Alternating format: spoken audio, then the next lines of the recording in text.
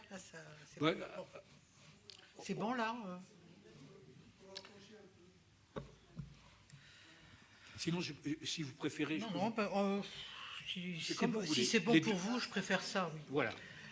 Bon, ben moi, je vais commencer par 2018, mais je vais très vite repartir sur 45. 2018, on est 3 jours après la mise à mal la mise de l'Arc de Triomphe pendant le mouvement des Gilets jaunes, et l'Association des maires ruraux prend l'initiative d'appeler à des cahiers citoyens et d'expression libre, pour reprendre le titre qui est donné, consultation qui va être intégrée par Emmanuel Macron quelques jours plus tard dans le cadre de son grand débat, dont on reparlera dans la discussion si vous le voulez, mais ce n'est pas mon sujet. C'est resté dans les contemporains, mais ensuite les analystes de la presse, à parler de cahier de doléances, alors que le terme de cahier de doléances n'est pas l'intitulé officiel, ni pour les maires ruraux, ni moins encore pour Emmanuel Macron, qui parle de cahier citoyen et qui évite très soigneusement ce terme. C'est évidemment un terme qui est porteur d'histoire, qui renvoie à 89, et ça n'est pas tellement une référence qu'Emmanuel Macron souhaite mobiliser dans le cadre que j'évoque. Alors, 2018-89, il y a un épisode intermédiaire. Il y aurait pu y avoir un épisode intermédiaire, qui sont ces états généraux de la Renaissance française, appelant à la rédaction de cahiers de doléances, dont je vais vous parler aujourd'hui. C'est mémoire oubliée, donc ne vous inquiétez pas. Si vous ne connaissiez pas, moi à peine, et la plupart, c'est normal. Il y a eu ensuite, on pourra entrer dans la discussion, mais c'est bon, c'est normal. Je vais essayer d'éclairer ça. Alors, effectivement, c'est une initiative du Conseil national de la résistance, dans une séquence où la tension monte, face aux lenteurs dénoncées par le CNR de l'épuration, aux lenteurs du ravitaillement, et puis où les contradictions commencent à se faire un peu plus vives entre le CNR et l'Assemblée consultative, dont tous les membres du CNR font partie, et les ordonnances du général de Gaulle, avec notamment des dissensions sur la question des nationalisations. Oui, tout le monde est d'accord, mais comment? Qui et comment? Et puis sur la question des comités d'entreprise, j'en reparlerai plus tard. Alors, ces deux expériences sont totalement différentes, puisque la première, 1945, ce que je vais vous montrer, c'est que ces cahiers de doléances, à l'initiative du Conseil national de la résistance, participent de la constitution de notre État social, dont nous savons tous qu'il est mis à mal, quelque part après les années 70, avec l'accélération que nous connaissons, hélas. Quant aux cahiers citoyens, qu'on appelle les cahiers de gilets jaunes, mais c'est pas sociologiquement, c'est pas les mêmes. Donc je dirais cahiers de citoyens, pour être plus clair. Mais dans le cadre du mouvement des gilets jaunes, c'est une réaction, enfin c'est l'expression de réaction face au détricotage de l'État social. Donc d'une certaine manière, on pourrait dire qu'on est au début et à la fin d'un processus. Il y a un point commun, enfin il y a quelques points communs que je vais évoquer chemin faisant, mais il y a un point commun qui m'a amené à essayer de penser la comparaison, c'est que dans ces deux épisodes, les acteurs se réclament de 89, ou en tout cas évoquent leur relation à 89, c'est-à-dire 89 reste aujourd'hui encore, enfin en tout cas avant-hier, inscrit dans la mémoire vive du mouvement populaire, et participe, comme a dit un collègue spécialiste de l'outillage intellectuel d'hommes mouvement populaire quand les circonstances l'autorisent. Alors, chemin faisant, j'évoquerai quelques comparaisons. Vous allez voir qu'il y a plus de différences que de ressemblances, mais c'est bien de ceux de 1945 dont je veux essentiellement vous parler. Alors, c'est une initiative qui avait été prise par le Front National de 1944, c'est-à-dire le mouvement de résistance qui est lié au Parti communiste en novembre 1944, et qui est relayée et prise à son compte. Le Front National fait partie du CNR, comme tout. est relayé par le CNR en mars 1945. Mars 1945, c'est-à-dire une période... mars 1945 s'inscrit dans une période qui va de la libération de Paris, le moment où, comme le dit le général de Gaulle, mais c'est une des questions qui va être posée, l'État rentrait chez lui. L'État, c'est moi, hein, mais ça, c'est un autre problème. Donc, de la libération de Paris à l'ordonnance du 9 juillet 1945, donc une séquence courte, ordonnance 945, qui met en place le processus d'élection de la constituante, sur lequel il y a des contradictions fortes, majeures, entre le général d'un côté, de Gaulle d'un côté, et l'Assemblée consultative de l'autre. Donc une période qu'on pourrait caractériser par un concept qui a été mis en avant par un politiste, Michel Daubry, qui parle, pas pour cette période-là, mais de conjoncture fluide. Il me semble que cette notion de conjoncture fluide correspond assez bien à cette période où tout reste à faire, où la France est libérée, mais les institutions restent à construire ou reconstruire. Et quelles institutions ? Et quand je dis institutions, c'est à la fois politique, économique. J'ai employé le terme de conjoncture fluide, mais dans le Peuple, qui est à l'époque le quotidien de la CGT, on parle, au moment où on met en place ces généraux, une période qui serait la libération inachevée. Et dans l'éditorial du numéro qui titre La libération inachevée, dans l'éditorial, on dit la résistance continue. Et d'une certaine manière, cette décision qui est prise en mars 1945 de réunir des États généraux de la Renaissance française, ça participe de cette volonté de mener le processus de la résistance jusqu'au bout, c'est-à-dire jusqu'à la mise en place de la France que les résistants aspiraient à défendre, mais également à construire. Et je ne dis pas reconstruire, je dis bien à construire. Donc l'objectif du Conseil national de la résistance, je rappelle pour ceux qui ne le sauraient pas, et c'est votre droit le plus absolu, donc le Conseil national de la résistance a été mis en place en mai 1943 à la demande du général de Gaulle qui a confié cette tâche à Jean Moulin, qui est exécuté un mois plus tard par les Allemands. Ce conseil, on est dans la clandestinité bien sûr, il se compose de 16 membres, 16 membres qui vont travailler dans la clandestinité. Claire Andrieux, dans ses travaux, a bien montré qu'est-ce que c'est que la démocratie dans une phase de clandestinité. Mais il y a démocratie, il y a débat et il y a construction d'un consensus dans la clandestinité. Elle l'a montré. Il y a 6 représentants des partis politiques, communistes, socialistes, radicaux, ça ne s'appelle pas encore le MRP, mais enfin bon, les démocrates chrétiens qui vont constituer le MRP, dont 2 partis minoritaires, 1 égale 1, mais enfin dans l'assise résistante, 2 de droite, la Fédération républicaine et l'Alliance démocratique, qui se situe à la droite de l'échiquier national, mais c'est la droite résistante, hein, il y a une droite résistante. Je ne dis pas que la droite a été résistante, je dis qu'il y a eu une droite résistante.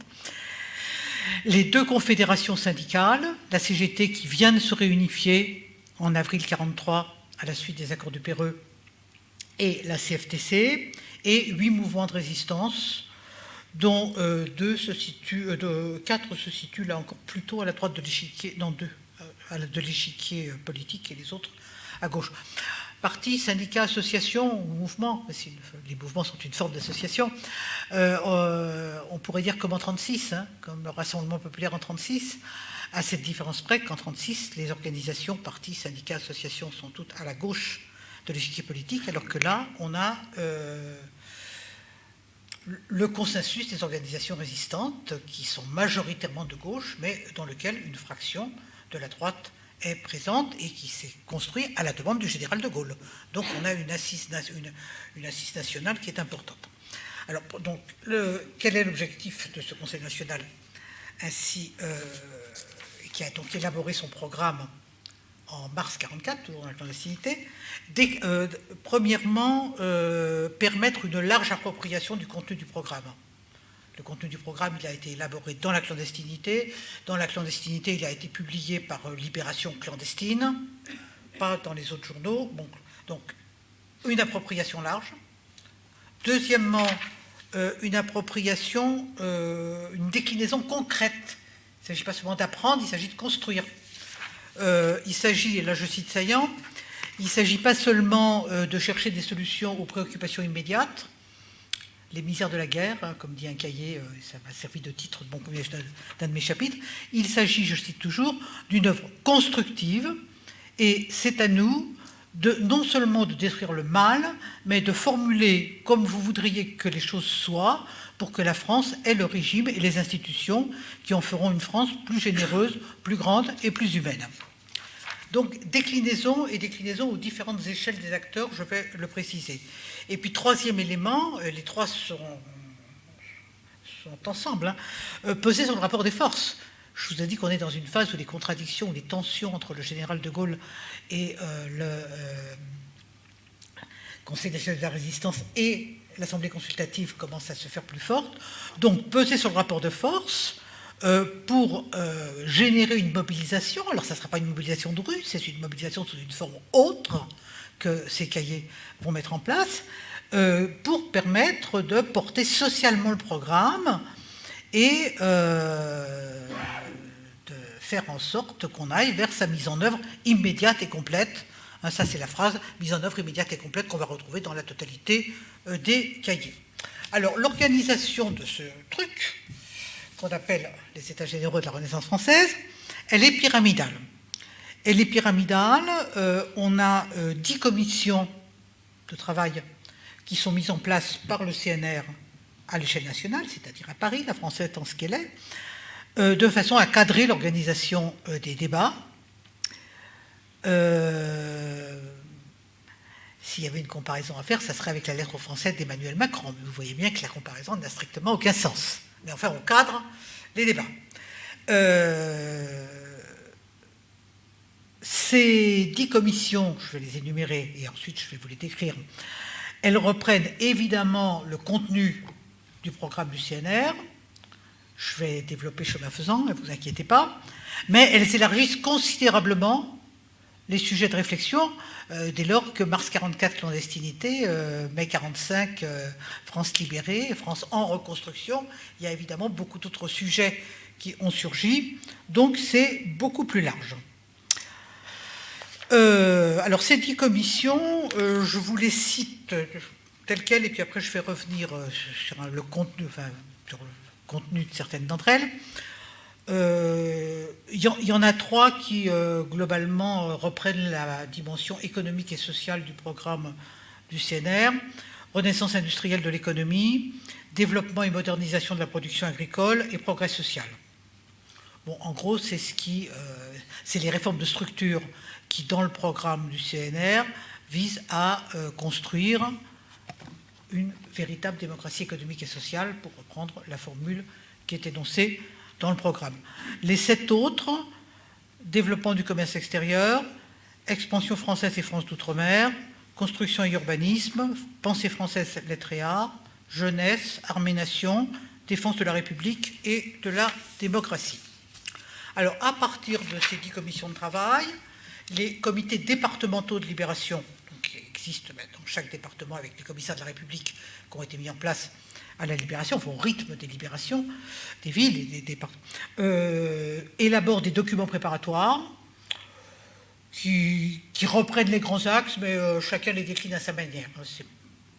Ils sont plus ou moins... il y en a qui sont assez marrants, enfin il y en a un qui est assez marrant, je ne sais plus où. Il dit, vous expliquerez et vos interlocuteurs montreront que, enfin on leur donne là où il faut arriver. C'est assez. Quelquefois c'est extrêmement bref le cadrage, quelquefois on reprend le. Bon, donc chaque département a vécu sa vie, mais quand même dans le cadre global des orientations évidemment. Il s'appuie sur la presse régionale, enfin départementale de Libération qui a ressurgi à la Libération sur les restes de la presse collaboratrice éliminée dès la libération des villes.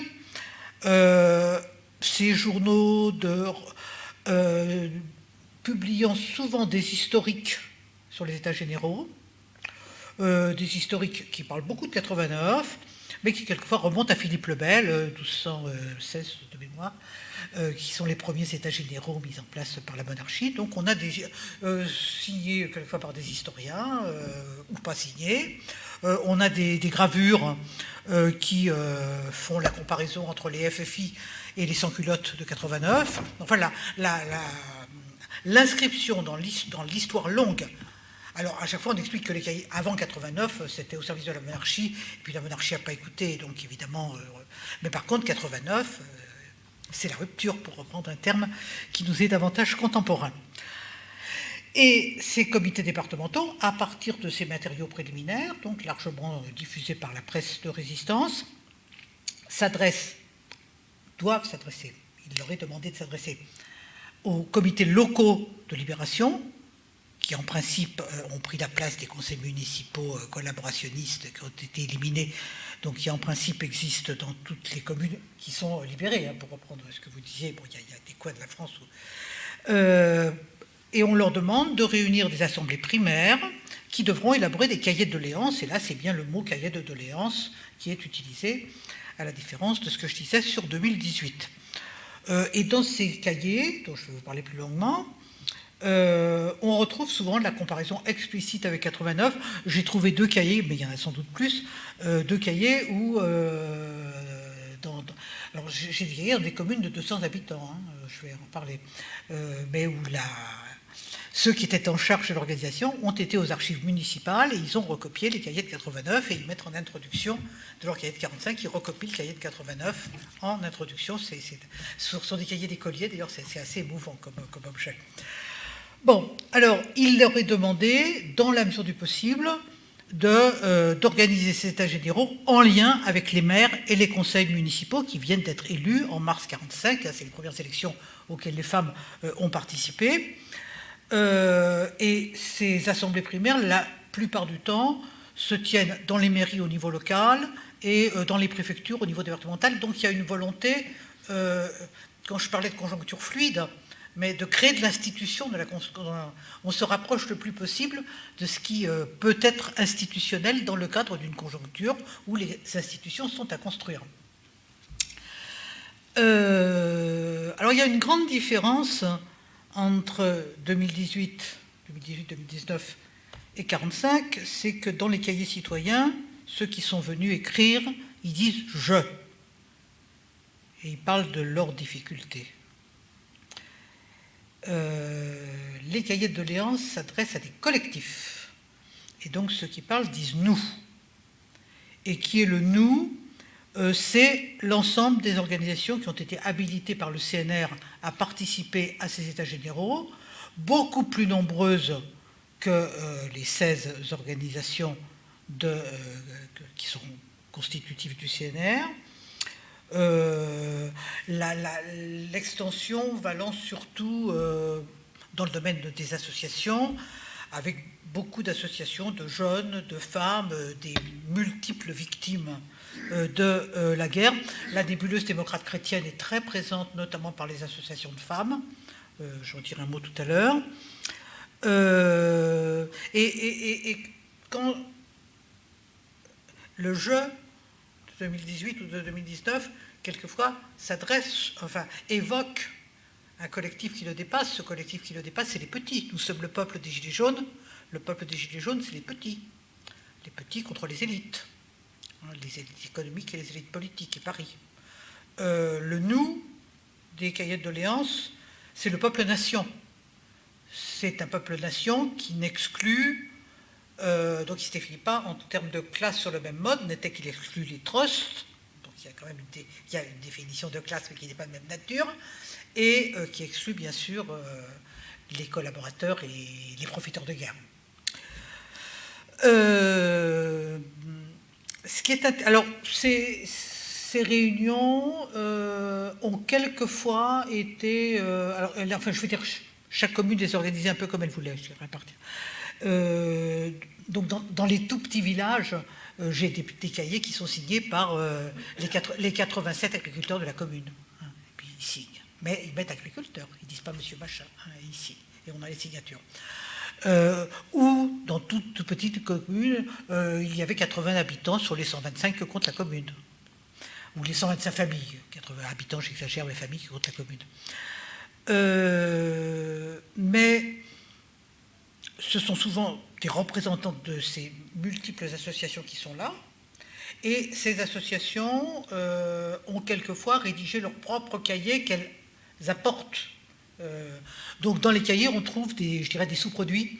Par exemple, j'ai regardé l'inventaire là dans le train en venant, parce que j'ai oublié de le faire. Il y a 5 cartons qui concernent des états généraux dans le Puy-de-Dôme aux archives départementales du Puy-de-Dôme. Et il y a un cahier entier où c'est des cahiers d'organisation, dont l'UDCGT, par exemple.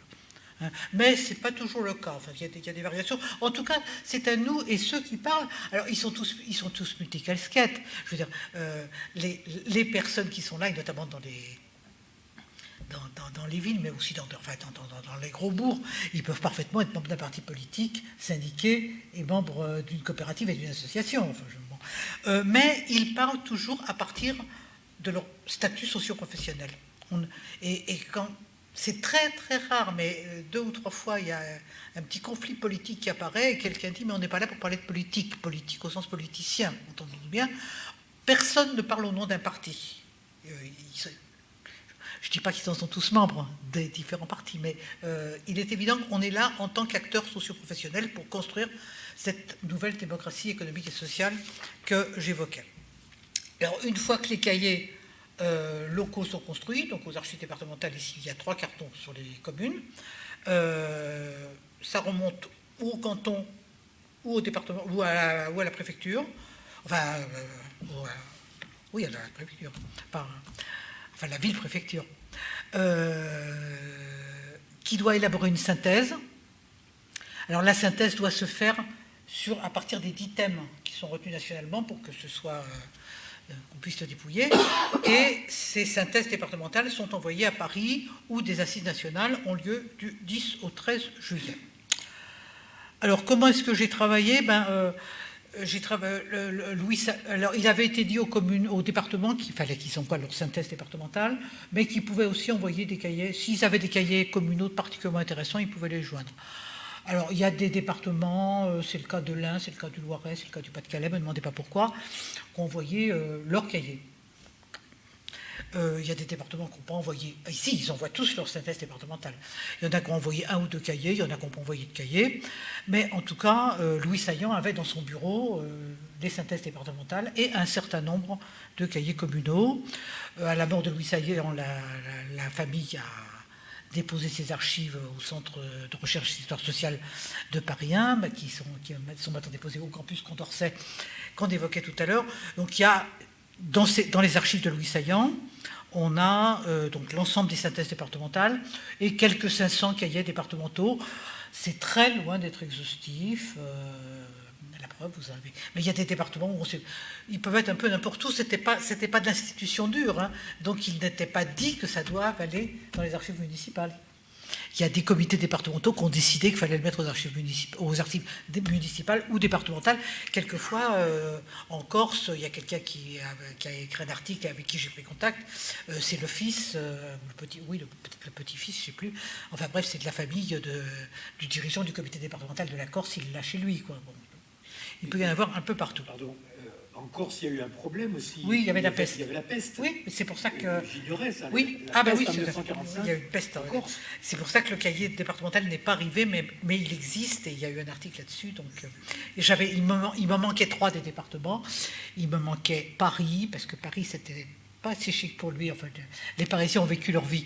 Ils considéraient qu'ils n'avaient pas besoin de passer par là parce que c'était clair qu'ils étaient au sommet. Ils se sont réunis. L'assemblée dite primaire, elle a lieu la veille, elle a lieu le 9 juillet, donc inutile de vous dire que du 9 au 10, ça n'a pas été intégré dans les synthèses. Il me manque le Nord pour des raisons que j'ignore totalement. Enfin, je veux dire, je n'ai trouvé de référence nulle part au Nord et certainement pas aux archives départementales. Et puis il me manquait la Corse, mais la Corse a été retrouvée. Et les Ardennes? À l'Ardenne, j'ai. Vous avez des choses? Ah, j'ai tout. C'était pas encore... Non, mais j'ai tous les départements, sauf ces trois-là. La Corse ayant été récupérée, pas dans ces... Mais enfin, ayant été récupérée. Et puis, 500 cahiers qui permettent ce que j'ai appelé un sondage aléatoire. C'est quand même un peu répétitif, donc je me suis dit allons-y, parce que je ne vais pas faire un tour de France, hein, donc j'y étais avec mes 500 cahiers, et on apprend quand même pas mal de choses.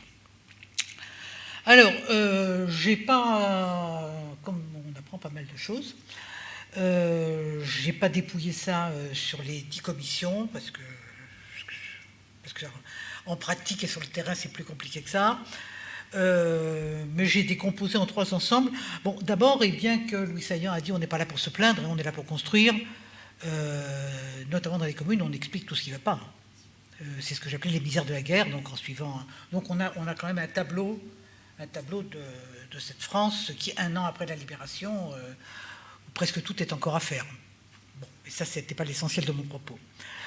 Ensuite, je me suis occupé de les 3 premiers ensembles que je vous ai énoncés tout à l'heure, c'est-à-dire tout ce qui relève de la véritable démocratie économique et sociale. Dans le programme du CNR, on parlait de restaurer les libertés démocratiques, d'un point de vue politique, liberté de presse, de réunion, liberté de manifestation. Quand j'ai fait ma thèse sur les manifestations de rue, quand on ne cherche pas quelque chose, on passe dessus et on ne le voit pas. Hein. Le programme du CNR demande la liberté de manifestation. Je ne l'ai pas dit dans ma thèse, je ne l'avais pas vu. Bon, quelques décennies plus tard, on découvre... Ce n'est pas retenu dans les résolutions finales. Oui, parce que l'Assemblée parisienne adopte des résolutions finales à la fin. Bon, mais l'élément important, et donc si on veut comparer les cahiers Gilets jaunes, enfin, que j'appelle les cahiers citoyens et 45, il est évident que sur les problèmes de démocratie politique, il y a des éléments de comparaison... parce qu'ils ne disent pas la même chose, enfin il y a des éléments de comparaison intéressants. L'élément qui est évidemment totalement différent, c'est cette introduction de la véritable démocratie économique et sociale. Alors, est-ce que ça veut dire que la démocratie ne sera véritable que quand elle sera économique et sociale, ou est-ce que ça veut dire qu'il faut adjoindre à la démocratie politique une démocratie qui était peut-être qui était économique et sociale, mais pas véritablement? Enfin bon, il y a un flou dans la formule, mais ça tient à ce que les 16, il faut qu'il y ait consensus, il faut l'unanimité, le programme. Et l'unanimité, ça suppose des fois des flous, parce qu'il y a des désaccords sur l'avenir, au-delà. Bon. Quoi qu'il en soit, ça dit quelque chose d'important, quelle que soit la véritable démocratie économique et sociale. Alors, c'est les grandes réformes de structure, à savoir... les nationalisations, qui dans le programme du CNR ne sont pas appelées comme ça, c'est retour à la nation des grands moyens de production et d'échange. Mais on parle ensuite, et dans les cahiers, on parle de nationalisation, qui sont comprises avec une gestion, enfin, qui a un rôle des travailleurs dans la gestion des entreprises à nationaliser. Là, un plan d'équipement et de modernisation de la France, avec là encore dans le programme du CNR, la volonté d'associer les travailleurs à l'élaboration du plan. Et ce qui est intéressant, c'est que dans les cahiers, on voit, notamment au niveau départemental, il y a, dans certains cahiers, j'ai des vrais plans de développement départemental sur les problèmes de l'hydroélectricité, sur les problèmes du pain dans les Landes, on va PIN, AS.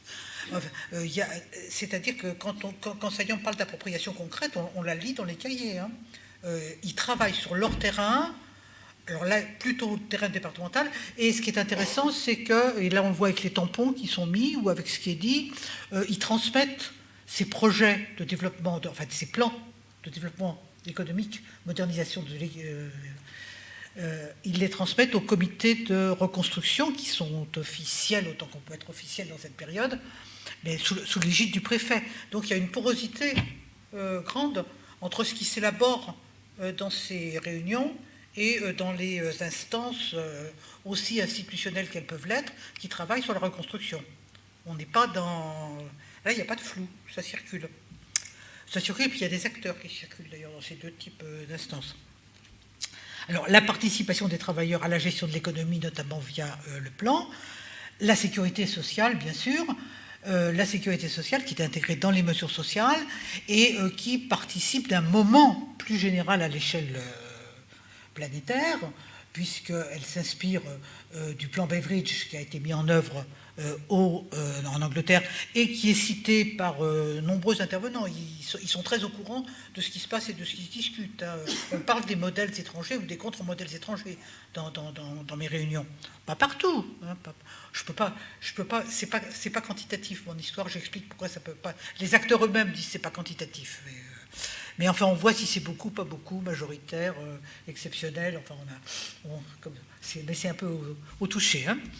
Et puis, la conférence de Philadelphie, mars 1944, et l'OIT s'est prononcée pour le développement de la sécurité sociale qui est donné comme indissociable de la paix à construire, et un lien entre paix et justice sociale, et qui décrète que le travail n'est pas une marchandise, formule qui sera reprise par Attac, comme vous le savez, ultérieurement.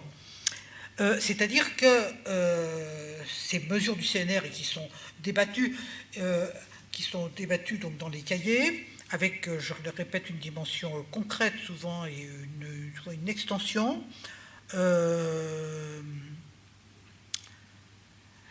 Ça signifie une extension du champ politique. Le champ de compétences de l'État s'étend, à part qu'on dit la nation et qu'on ne dit pas l'État. De Gaulle, il dit l'État, mais les cahiers, le CNR, il dit la nation. Nation parce que, justement, participation des acteurs sociaux. Et donc, vous voyez que, par là même, il y a une volonté d'étendre les acteurs politiques. Le rôle des syndicats et le rôle des coopératives est mis en avant à la fois dans les propositions et est extrêmement fort du point de vue de la présence dans les réunions. Ce sont les acteurs d'une politique redéfinie, et donc d'une démocratie d'un autre type qui passe par d'autres pratiques sur le terrain menées par ces acteurs. Les cahiers développent aussi beaucoup du développement des coopératives, à la fois production, consommation et achat. Très présente dans les réunions des coopératives, et puis de la réforme du statut du métayage, très présent et d'autant plus présent que mes 500 cahiers, mais s'il y en a plus, ça sera la même chose. J'ai une surreprésentation considérable des communes rurales. Et alors donc, ça veut dire que là, on a des archives extrêmement intéressantes sur une France qui est quand même moins étudiée qu'une autre France, et qui est cette France des petites communes rurales, qui explique combien d'habitants, croissance ou décroissance de la population, combien de bestiaux. Enfin, on a des petits tableaux par commune qui sont absolument superbes. Et cette surreprésentation des communes rurales, elle explique la place considérable qui est faite à des revendications à cette échelle. J'étais très surprise, on est en mai 1945, j'étais très surprise de voir la place qui est faite aux droits de chasse et aux droits de pêche. Et là, on se réfère à 89, c'était les seigneurs qui, et maintenant, c'est plus les seigneurs, mais c'est néanmoins, et on comprend mieux chasse, pêche, tradition, il y a de l'ancrage, c'est très intéressant. Et puis, et donc sur les questions du fermage et du métayage, avec des témoignages qui nous montrent une France, qui est quelquefois une France, j'allais dire de l'entre-deux-guerres, mais quelquefois une France du tournant du siècle, dans ce qui est décrit sur l'état de déliquescence des fermes dans ces petites campagnes. Alors, sur ce terrain, les cahiers vont quelquefois sensiblement plus loin, souhaitent aller sensiblement plus loin que ce qui est dit dans le programme du CNR. On a beaucoup de petits bourgs qui disent qu'il faut qu'on nationalise l'usine machin et l'usine truc, parce que le patron il n'était pas là, ou parce que le patron il a collaboré, alors avec des noms, ou pas des noms, des fois il y a même des noms d'individus. Mais donc c'est un peu de la nationalisation sans frontières, dont le CNR ne veut pas parce que compromis nécessaire, puis c'est pas du tout de la logique de la modernisation rendue nécessaire. Donc c'est évidemment pas retenu dans les résolutions finales, mais on sent que c'est pas. Enfin, il y a un mouvement. Il y a un mouvement, je ne veux pas dire à la base, ça ne veut rien dire, mais le CNR s'inscrit sur un terrain qui entend avancer. on n'a pas beaucoup de cahiers qui réclament la confiscation des grandes exploitations qui n'ont pas été exploitées pendant la guerre ou qui sont possédées par quelqu'un qui n'habite pas sur place, avec une redistribution aux jeunes ménages. Bon, c'est pas retenu dans les résolutions finales non plus, mais des cahiers, un nombre non négligeable de cahiers souhaiteraient aller plus loin. Ou plus avant, je ne sais pas ce qu'il faut dire. Alors, qu'est-ce que c'est que ce truc-là ? Oui, alors après, j'ai une deuxième partie, mais je vais être relative, oui, parce que le temps passe finalement, que j'ai appelée la société hors travail. Alors, la société hors travail, évidemment, c'est des questions qui n'étaient pas du tout posées dans le programme du CNR, dans la clandestinité, c'était pas... donc, la question de la démographie extrêmement importante. Ils ne savent pas qu'il y a la reprise démographique, elle a démarré en 1943. Nous le savons parce qu'il y a eu des études depuis. Donc la reprise démographique est un fait depuis 1943. Mais ça, les acteurs ne peuvent pas le savoir en 1945. Donc ils ont le sentiment d'une crise démographique à laquelle il faut pallier. Et là,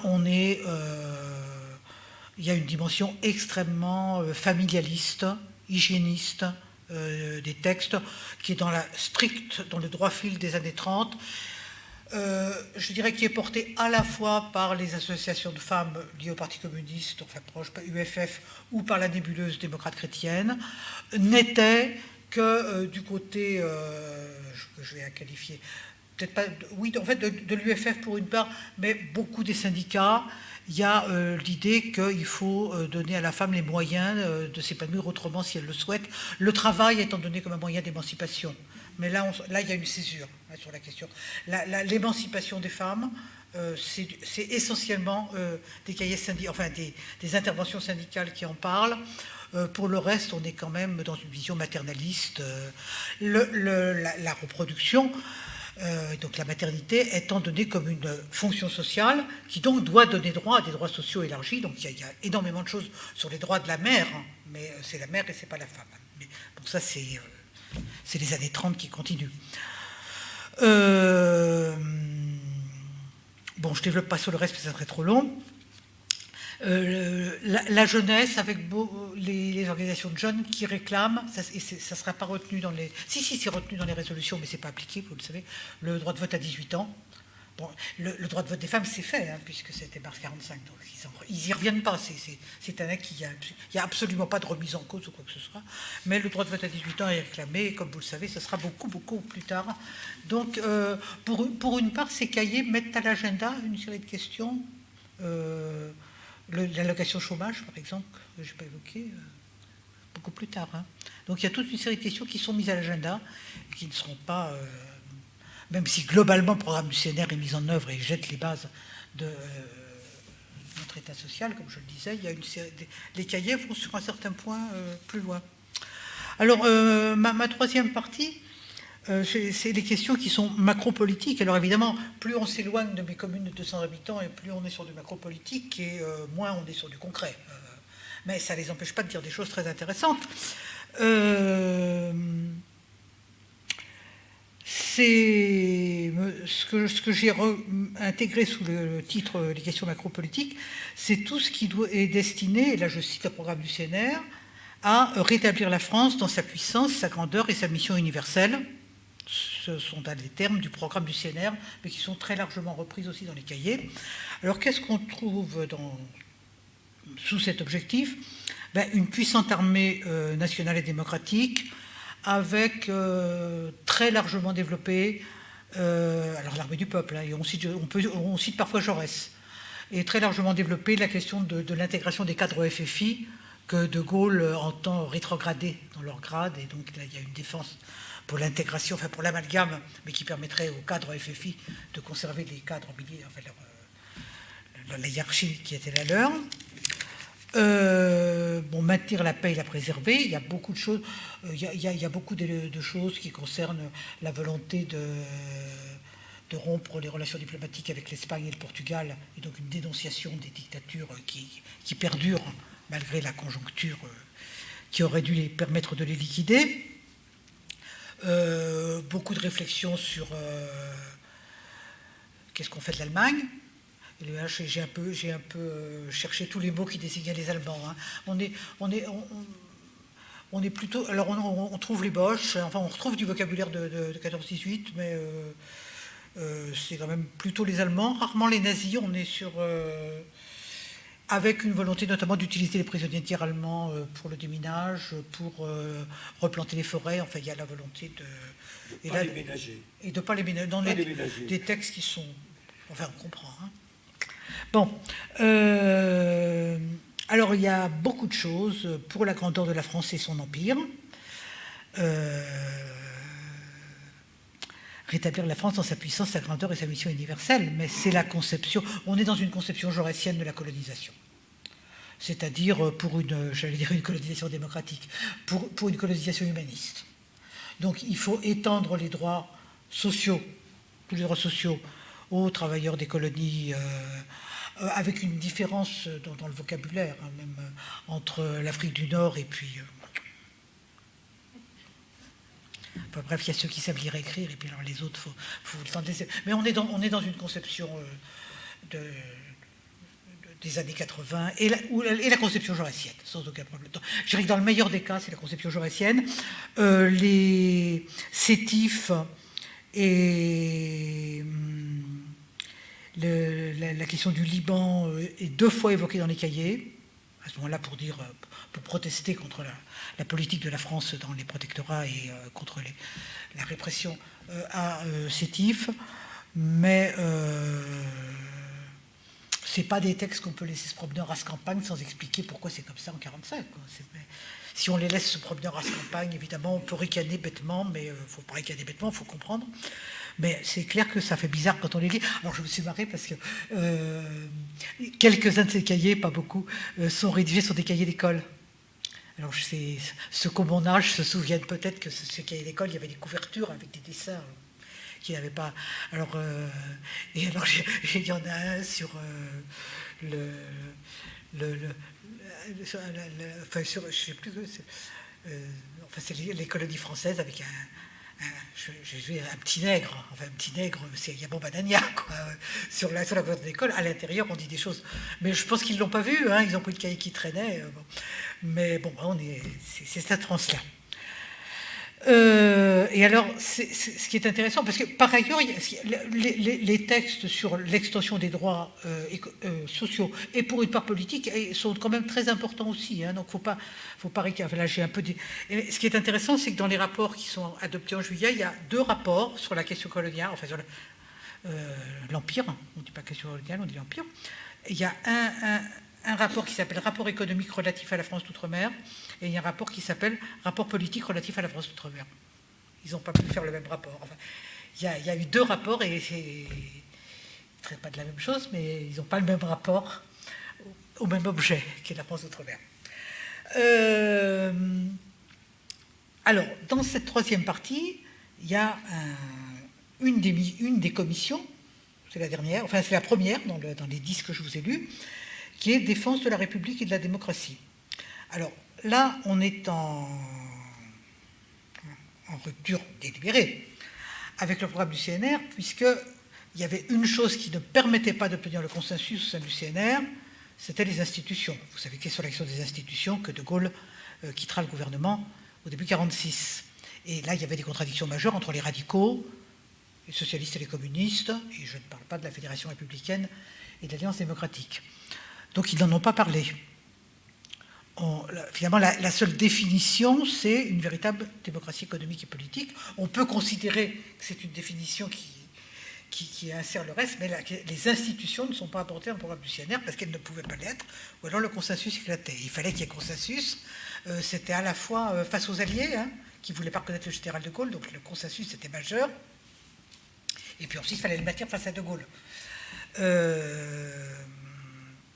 Alors pourquoi est-ce que c'est introduit ? C'est introduit parce que précisément, on est en train de discuter, enfin De Gaulle est en train d'élaborer la constitution dont il rêve, et il est en train de mettre en œuvre l'ordonnance, c'est le 9 juillet.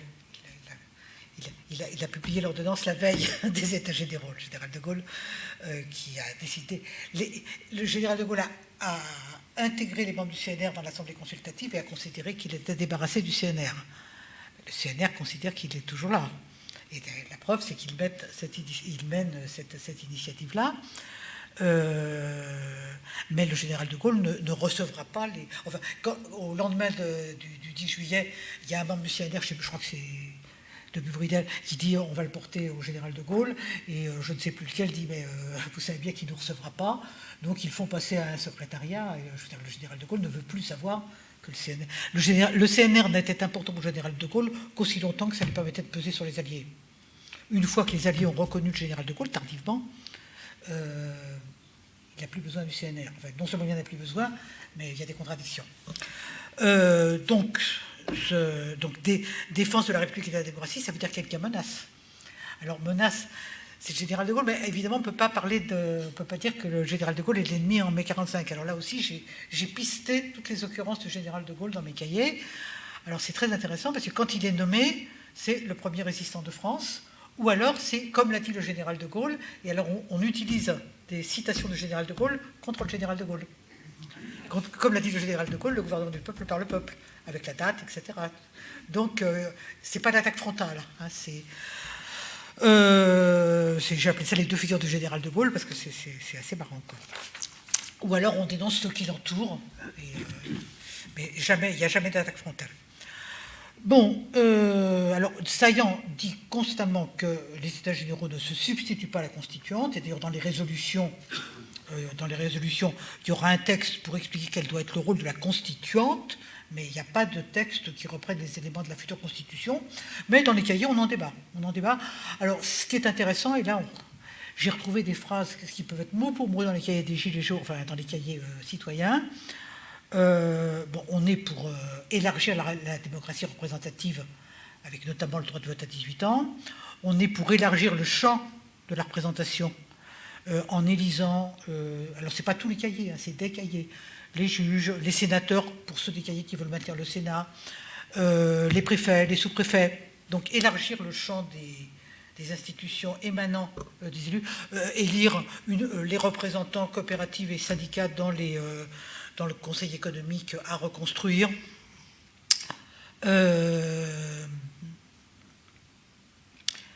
Avec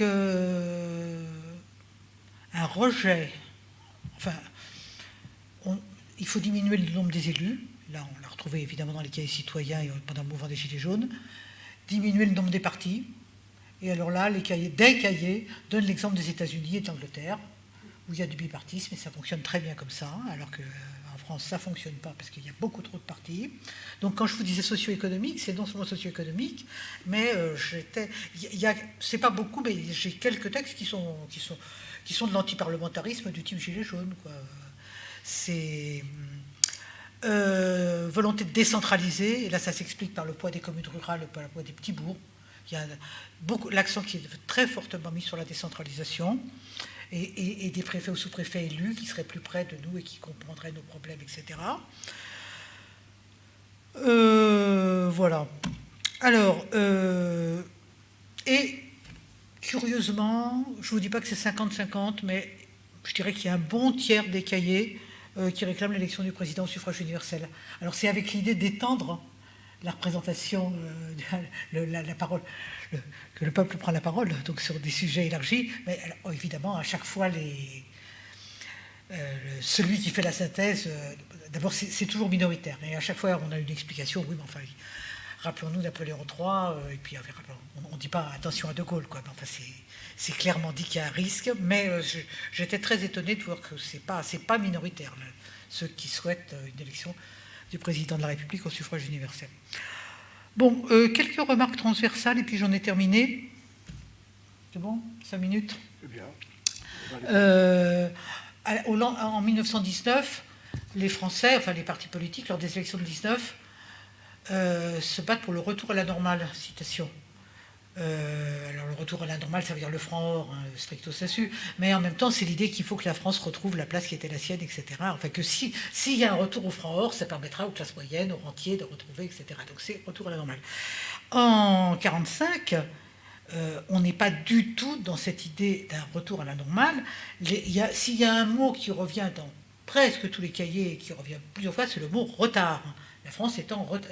Non seulement elle a été détruite par l'occupation, mais par ailleurs, et indépendamment de l'occupation, il y a un retard. Et alors ce retard, selon les cahiers, on le fait remonter à des fermes qui paraissent dater du Moyen-Âge, lisent certains cahiers, ou à des choses qui sont un peu plus récentes, mais la notion d'un retard, notamment en termes d'énergie, il y a énormément de développement sur la faiblesse en termes d'hydroélectricité, qui sont très très intéressants. Alors sur les campagnes, c'est majeur, parce que s'il n'y a pas d'hydroélectricité, il n'y a pas assez d'électricité. S'il n'y a pas d'électricité, on n'électrise pas les campagnes. Et là, on retrouve les femmes et le travail des femmes. Il y a des choses très intéressantes au travail des femmes, hein, qui est d'autant plus pénible que les fermes ne sont pas équipées, etc. Je l'ai dit tout à l'heure, ces textes ne sont pas étatistes. Ces textes mettent en avant la nation, et la nation ne se confond pas avec l'État dans les cahiers, et il y a même souvent un anti-étatisme énoncé, parce que Vichy a été étatisme. Donc par étatisme, on entend Vichy, et d'où ce glissement de l'État sur la nation, qui ne dit pas la même chose du point de vue de la participation populaire aux différentes instances. Le poids conservé dans certains... il y a tous les sujets n'avancent pas au même point. Sur le point de l'hydroélectricité, on est déjà, je dirais, 30 ans en avant, et sur le problème de la femme, on est 30 ans en arrière. Il y a des discontinuités, enfin il y a des non-contemporanéités des différents sujets et des acteurs. La déportation raciale, parce que vous allez sans doute me poser la question, parce que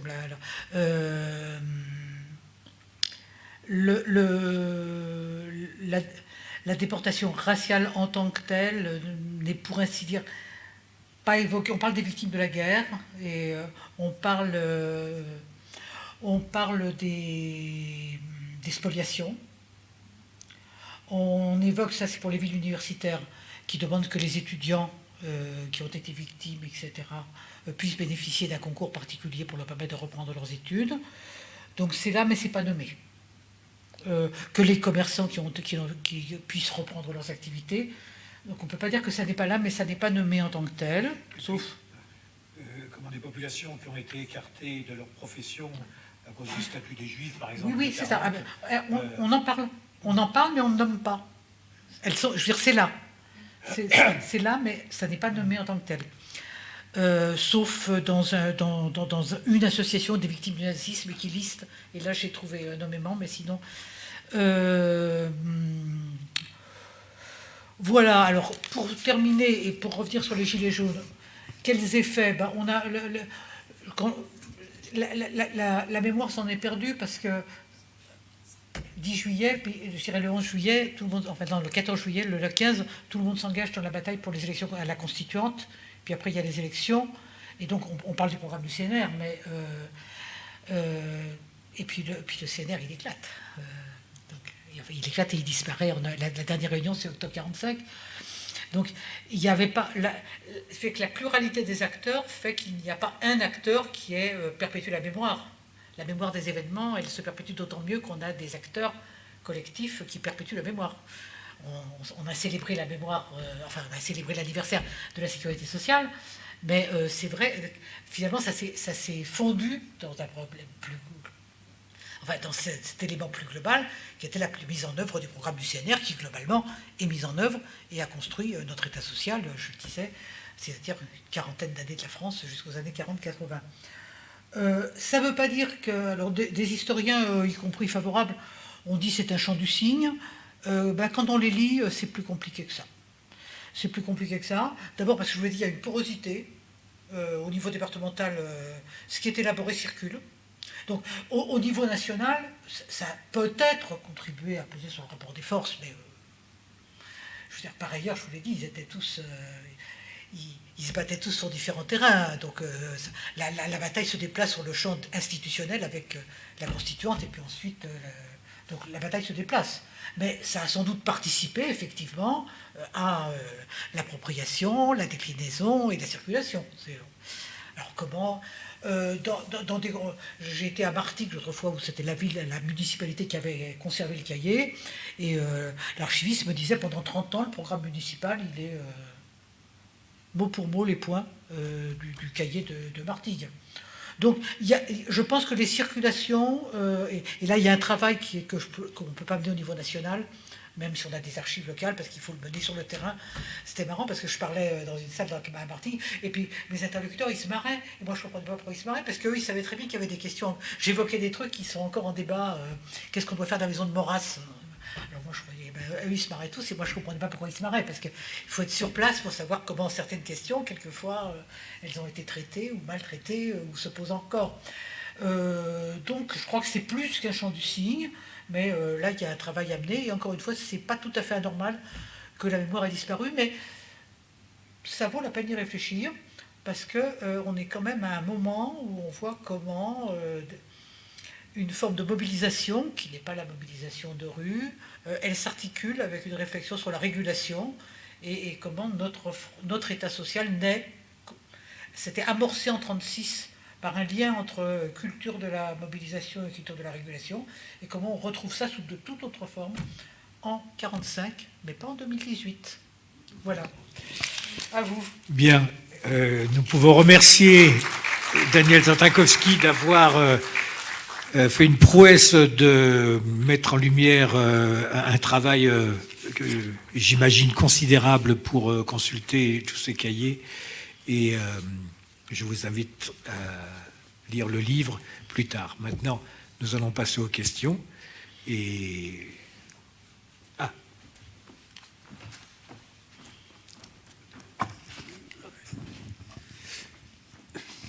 Oui.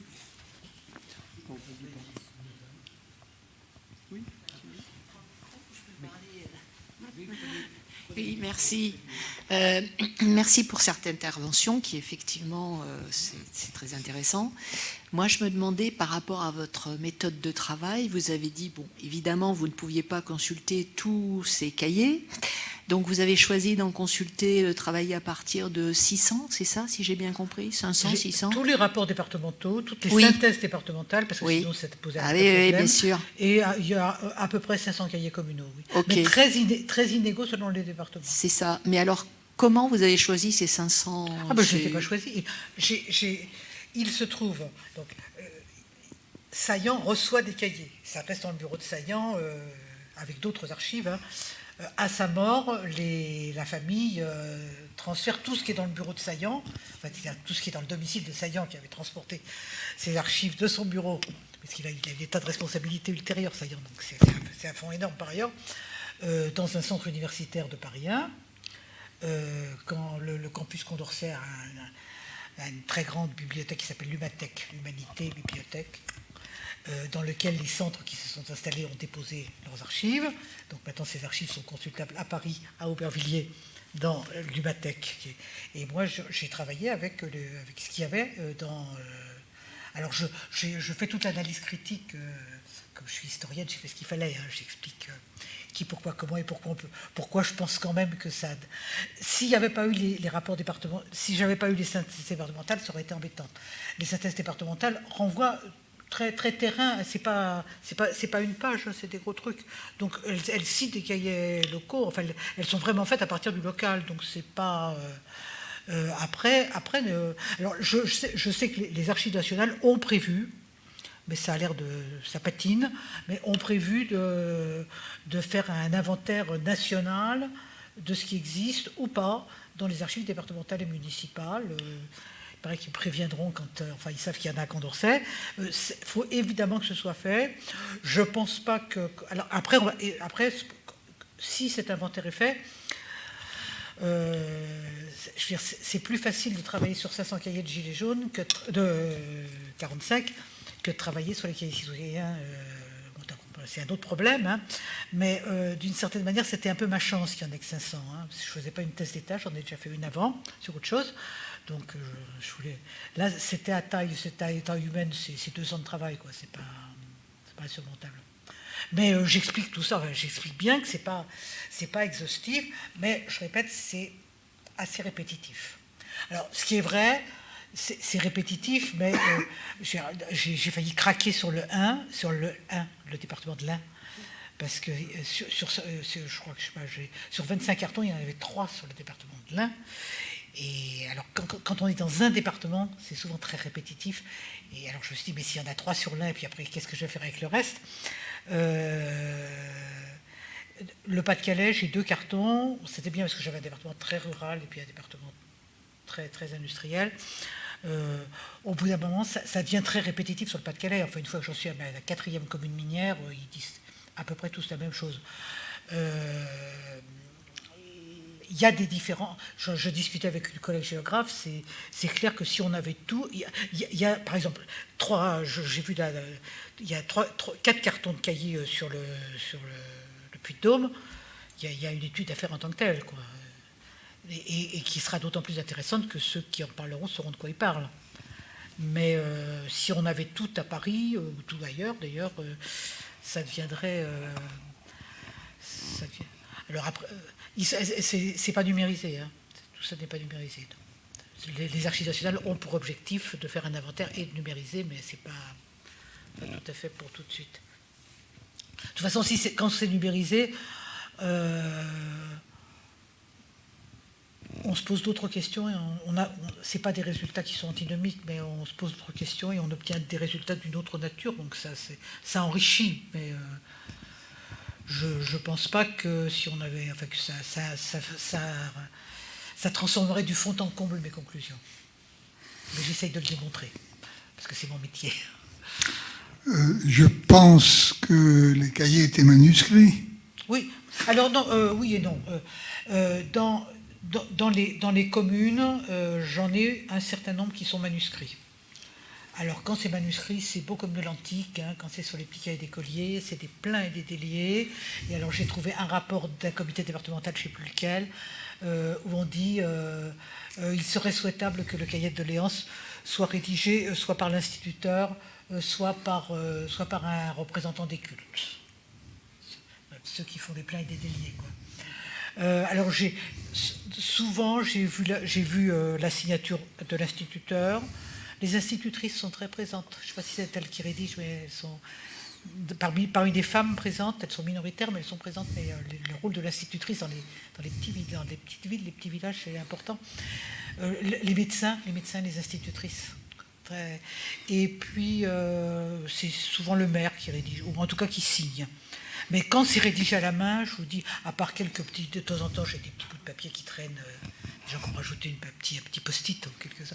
Mais, alors, les synthèses départementales, alors, un certain nombre de documents communaux et toutes les synthèses départementales sont tapées à la machine, et elles sont d'autant plus tapées à la machine que le CNR avait demandé que les départements envoient 10 exemplaires, puisqu'il fallait que chacune des 10 commissions possède son... alors les rapports départementaux, je vous ai dit qu'ils sont tous, ils ne sont pas forcément complets. Ça peut vouloir dire, il y a certains départements qui disent on n'a pas traité des arts et des lettres parce que nous on est un département rural et les arts, les lettres, il y a des gens très bien qui vont vous parler de ça très bien et nous on ne sait pas. Donc il y a quelques départements où je sais qu'ils disent qu'ils n'ont pas abordé tel ou tel aspect la question de l'Empire, c'est pas systématique. Il peut y avoir des cahiers incomplets, mais je crois surtout qu'ils n'ont pas tous répondu. Il y en a qui répondent, enfin, qui remplissent tout. Mais là, ils sont tapés à la machine. Alors après, c'est classé à la comme je te pousse, c'est ça, c'est parce que. Mais enfin, globalement, on a de quoi travailler, quoi. Et puis alors, ce qui est quand même intéressant, c'est qu'après, il y a une quinzaine de rapports qui sont adoptés à l'unanimité. C'est-à-dire que moi, je disais, ça, il me semble que c'est majoritaire. Ça, or, je vois bien ce qui passe dans les rapports adoptés en juillet par les délégués nationaux et ce qui n'y est pas. Donc ça me permet quand même, j'avais un élément qui me permet de savoir si je m'étais complètement trompé ou pas. Et globalement, mon appréciation, beaucoup, pas beaucoup. Alors, de temps en temps, oui, tiens, il y a un point que je peux... De temps en temps, il y a des votes sur tel ou tel aspect dans les communes. Les cahiers communaux peuvent... Il est convenu qu'ils disent ce qu'ils ont à dire, c'est-à-dire qu'ils disent que sur tel ou tel point, il y a des contradictions et quelquefois ils chiffrent. Les rapports nationaux doivent être consensuels puisque c'est toujours le CNR.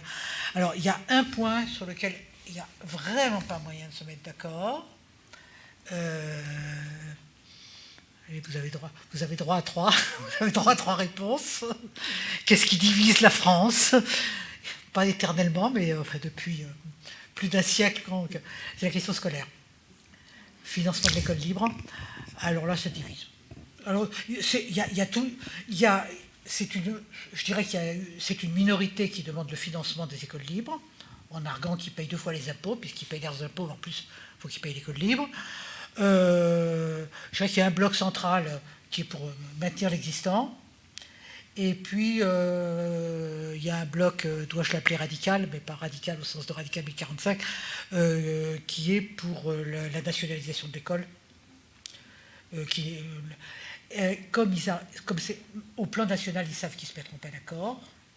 La nébuleuse démocrate chrétienne est là, hein, elle est là.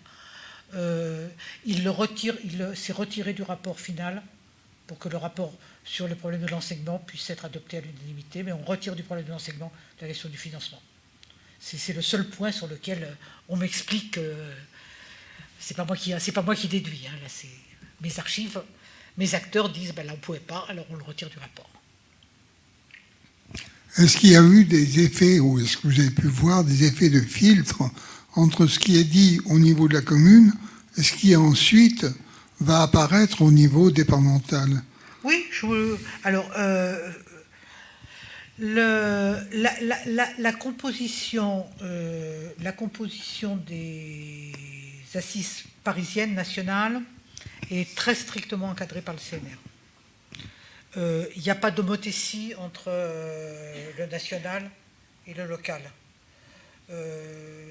Donc, en tout état de cause, c'est toujours des associations qui sont reconnues par le CNR, mais je dirais que c'est plus...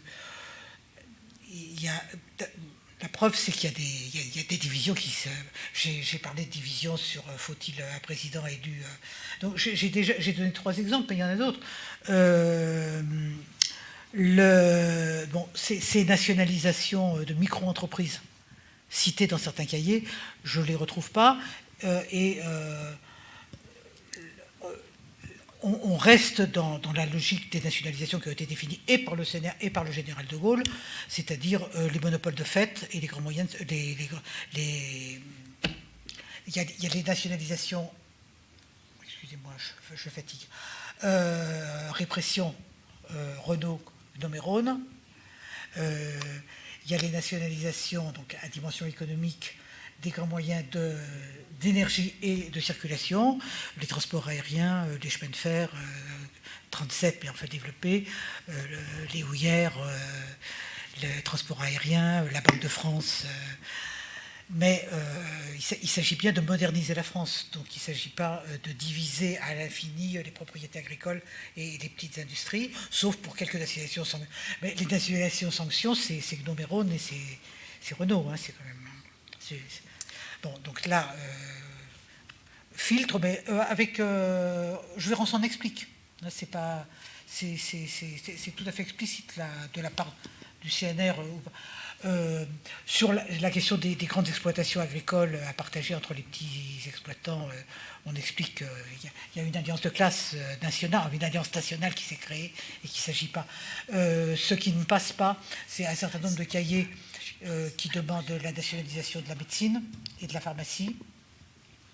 Et là, le CNR, c'est... Le texte du CNR, enfin, dans les résolutions, c'est... Des fois, on a des phrases confuses. Ils savent parfaitement lire et écrire et faire des phrases. Alors que quand on a des phrases très alambiquées, on sent qu'il y a une contradiction et qui ne sera pas que Ambroise Croizat. Enfin, Ambroise Croizat dira là, il faut faire un compromis. Il faut faire un compromis. Et donc, vous savez que la médecine reste libérale, voire mouvements en cours. Et que la pharmacie n'a pas été nationalisée, sinon ça se saurait.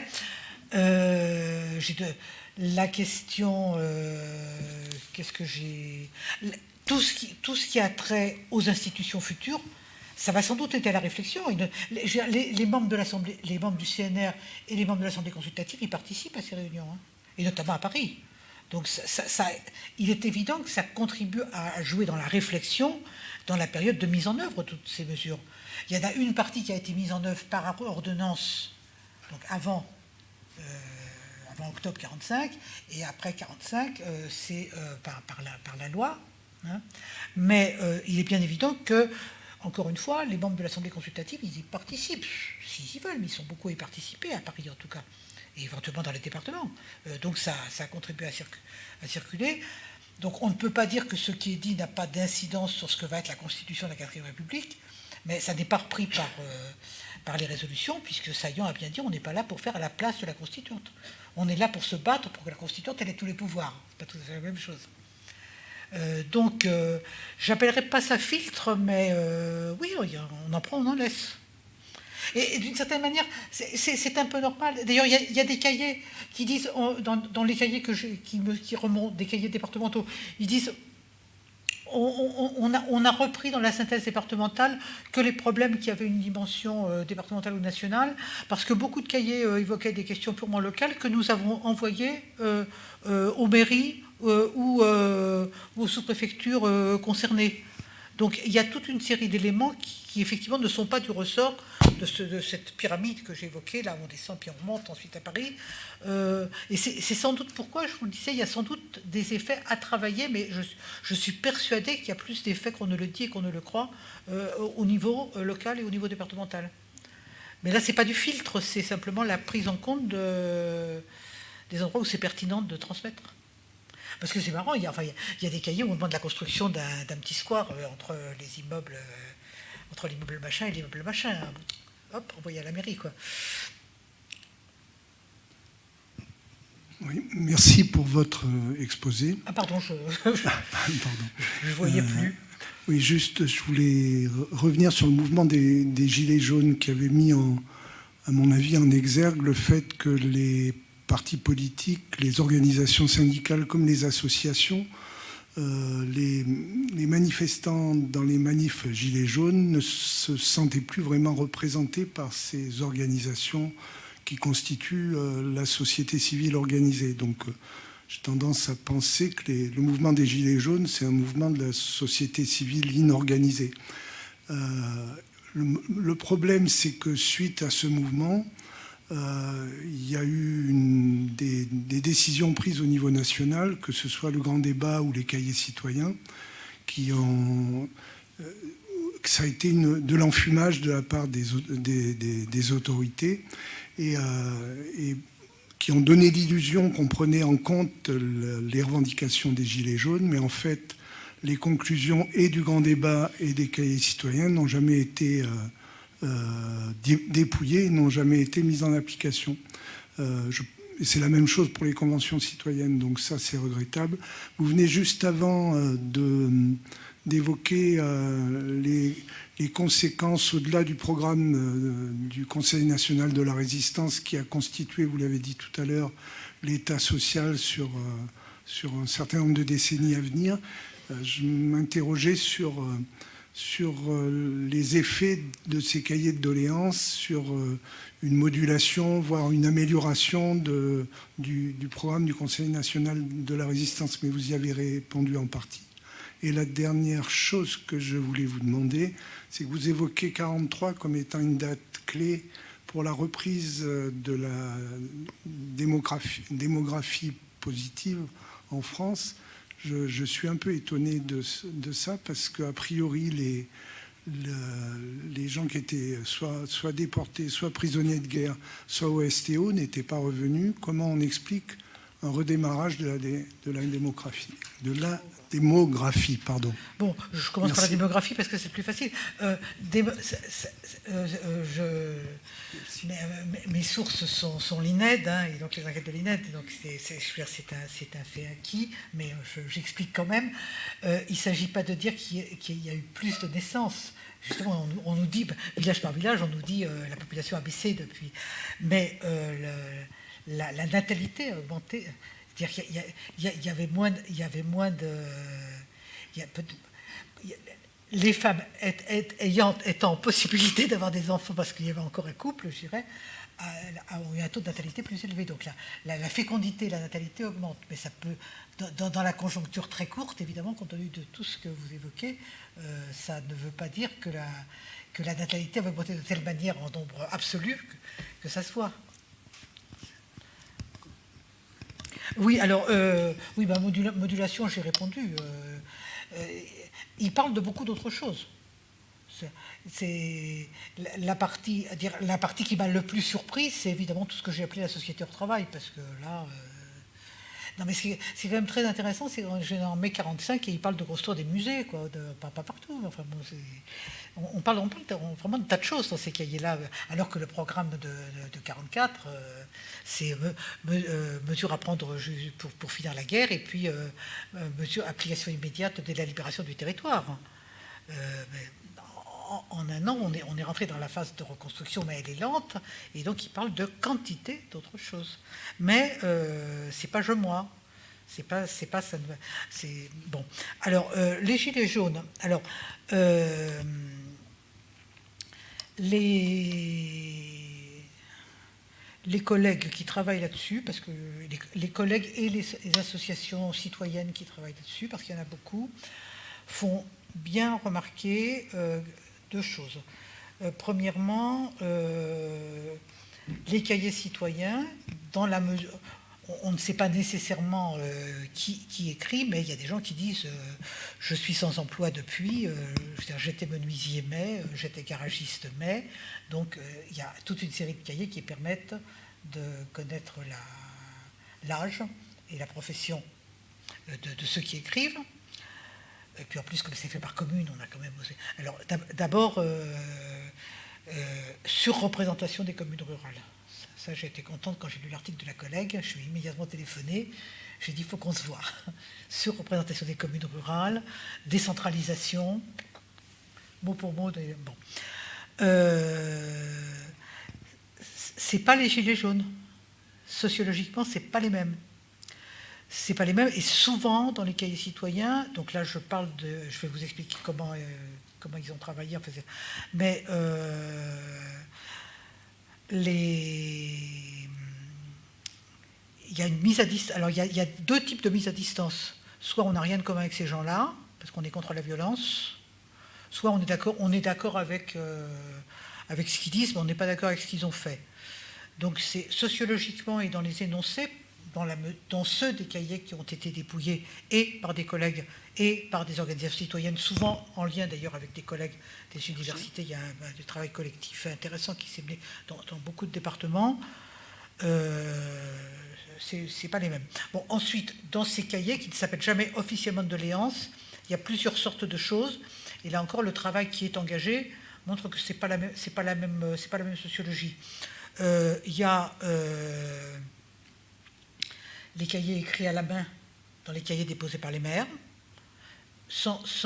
qui sont des cahiers libres, hein, donc il n'y a pas de questions préalables, même si Emmanuel Macron a fait sa lettre aux Français où il y a tout. Il y a ce qui est fait par Internet. C'est des gens qui sont plus habitués au numérique, donc sociologiquement pas les mêmes, âge pas les mêmes, enfin, etc. Mais je ne fais pas un dessin. Il y a ce qui s'est dit et quelquefois qui a été rédigé dans le cadre du grand débat.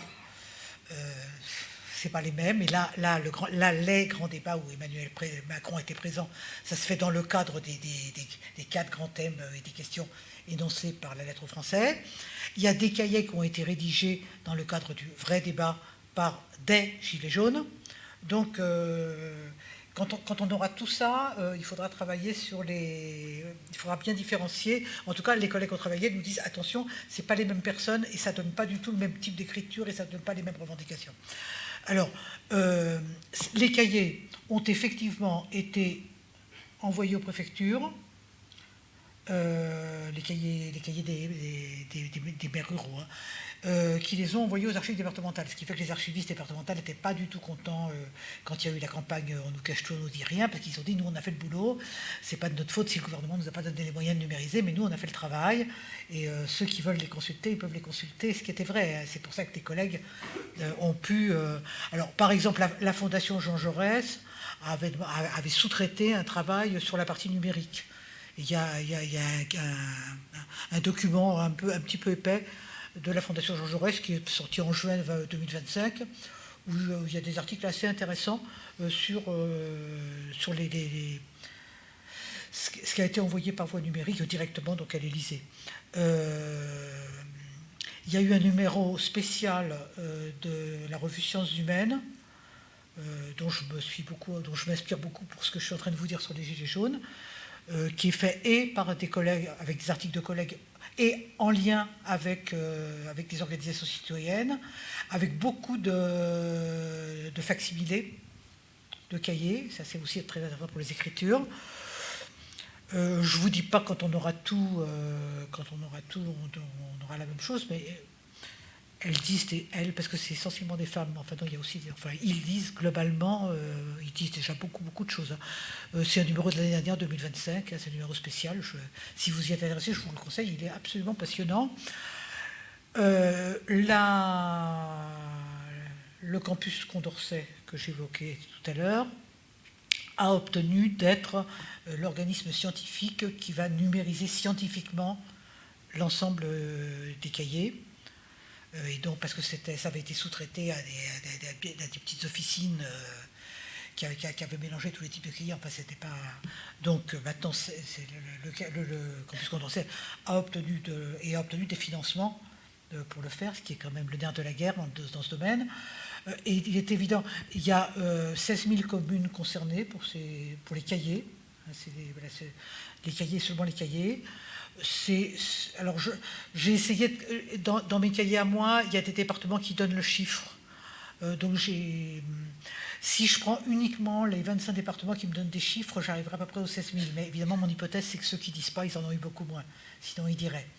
Donc, je pense que j'ai beaucoup moins, enfin, j'ai sensiblement moins de cahiers. C'est très inégal d'un département à un autre. Mais c'est pas négligeable, hein. C'est quand même, à l'évidence, c'est plusieurs milliers de communes, mais je pense que à mon avis, pour 45, ça devrait tourner autour des 8 000, à mon avis, à vue de nez. Enfin, en tout cas, je vous dis, avec les chiffres que j'ai pour les communes qui en donnent, j'arriverai à peu près, si je multipliais par le nombre de départements, enfin, vous comprenez, si vous avez une règle de 3, j'arriverai près des 16 000, mais c'est évident que ceux qui ne le disent pas, qui sont majoritaires, ils en ont eu moins, d'autant que certains disent que ça n'a pas bien marché. Alors, c'est bon. Mais ça, je ne sais pas. Je ne sais pas, il faudra que les archives nationales aient mené leur travail, sur les deux d'ailleurs, pour qu'on sache exactement. Ça fait près de 2 millions de cahiers. Ça ne peut être qu'un travail numérique. Et moi, j'ai été mettre le nez un petit peu, comme beaucoup d'entre nous chercheurs. J'ai dans le 93. Bon, c'est vrai que quand on les prend un par un, qu'est-ce que je vais faire avec ce truc-là? Et l'archiviste m'a dit, ouais, ça n'est intéressant que statistiquement, en numérisant.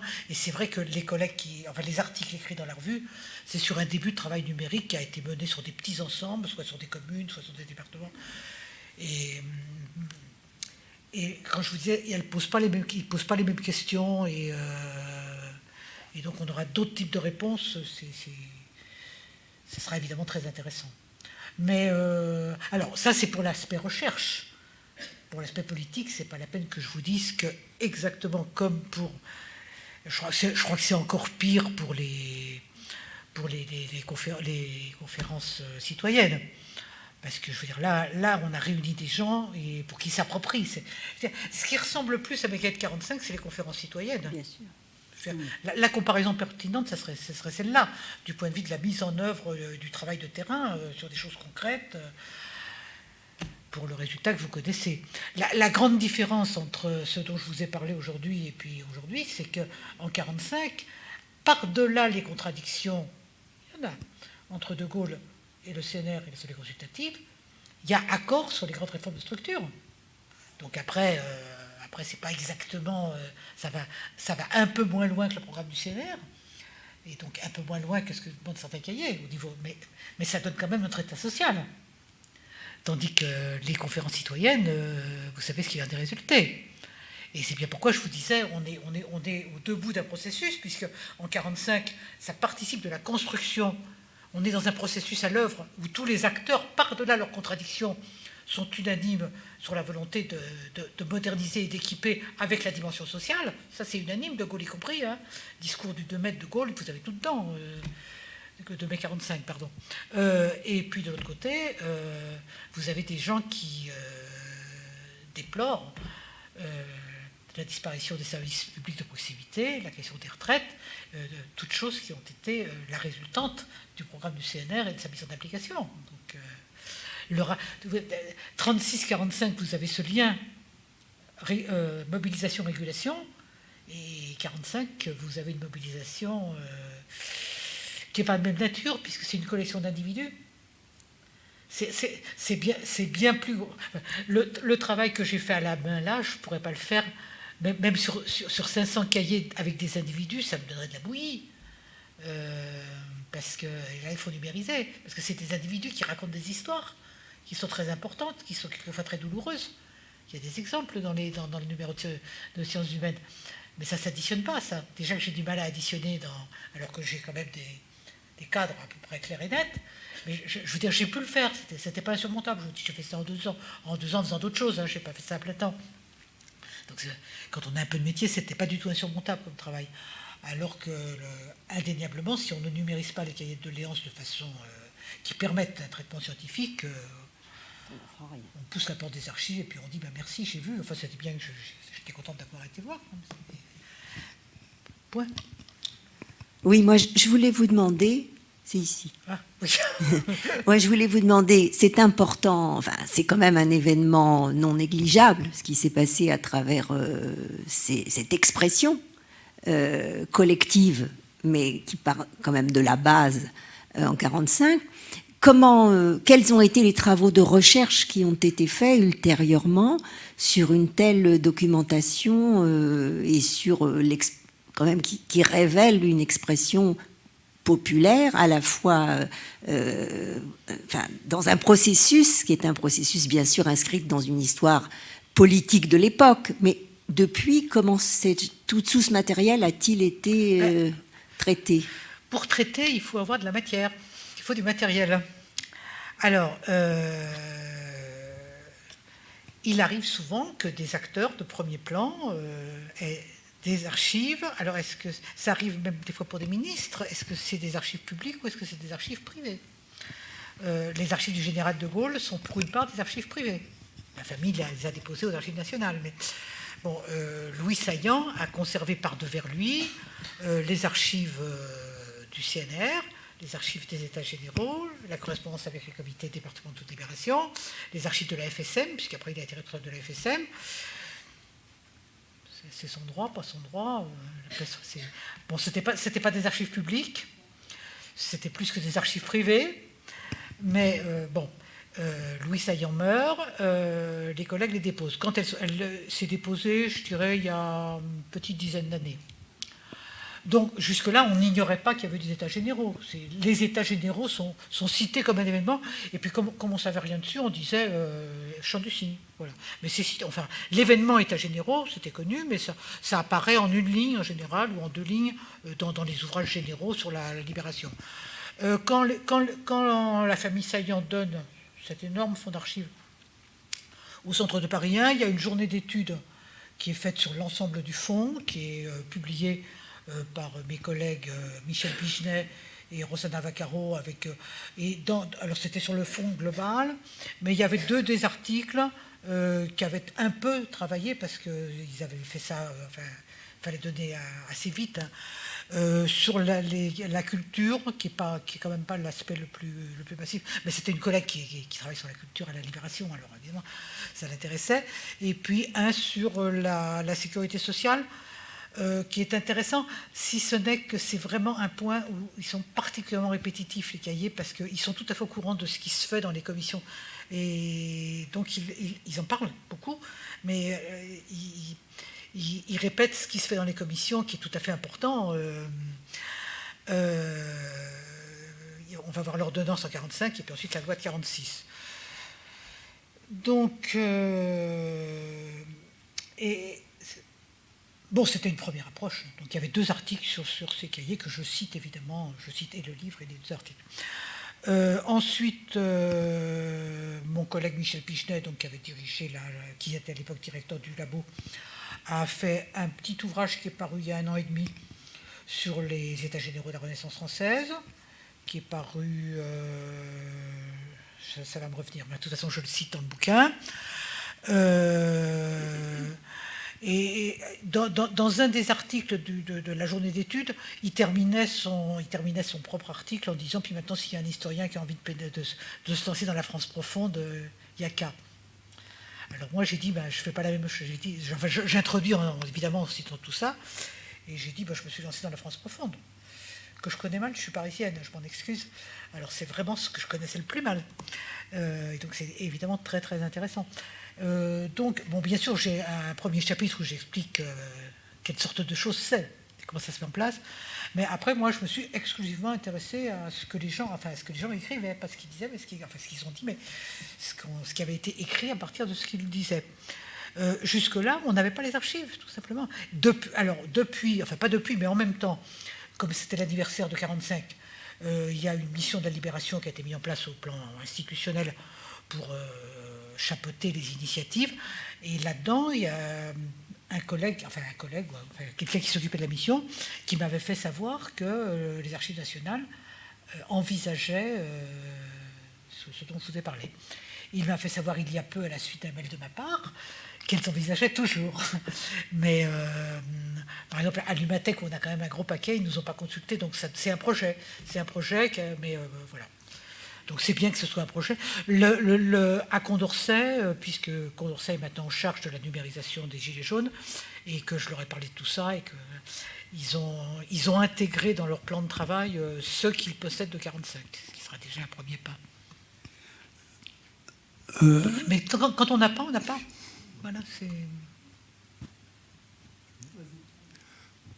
Bonsoir. Je vais prendre le contre-pied de ma collègue parce que j'aime bien parfois provoquer et contredire. J'ai l'impression que ces cahiers sont surtout le produit, il y en a eu peu, mais le produit des périodes de crise. Absolument. Et il y a un certain engouement pour s'exprimer, pour peut-être savoir ce que pense le voisin ou les autres. Et une fois la période de crise passée, une fois revenue à une certaine normalité, eh bien, ces cahiers, un peu comme vous nous le montrez aujourd'hui, deviennent essentiellement du matériel à faire des thèses, du matériel pour universitaires. À un niveau beaucoup plus modeste, j'ai fait partie de quelques conseils et à chaque fois qu'il y avait une crise importante, la réponse de la hiérarchie était la même. Il fallait nommer un comité ad hoc et on demandait au comité de faire un rapport. Et puis après, voilà. 6 mois, 1 an après, il n'y en avait plus trace. Voilà. Est-ce que je peux compléter oui, juste bien sûr. Effectivement, c'est la relation entre les cahiers d'audience dans l'histoire française, en tout cas, et les crises de la société est patente, hein, c'est à mon avis. Moi, la question que je voulais poser en plus dans ce cadre-là, est-ce que c'est une spécificité française? Est-ce que cette manifestation d'une forme de démocratie directe, qu'est-ce qu'elle dit en général de la société lorsqu'elle se produit? C'est une belle question, ça. Je réponds. Oui, je reviens 30 secondes en arrière avant de vous répondre. Il y a quand même eu, il y a eu des études locales. Hein, simplement,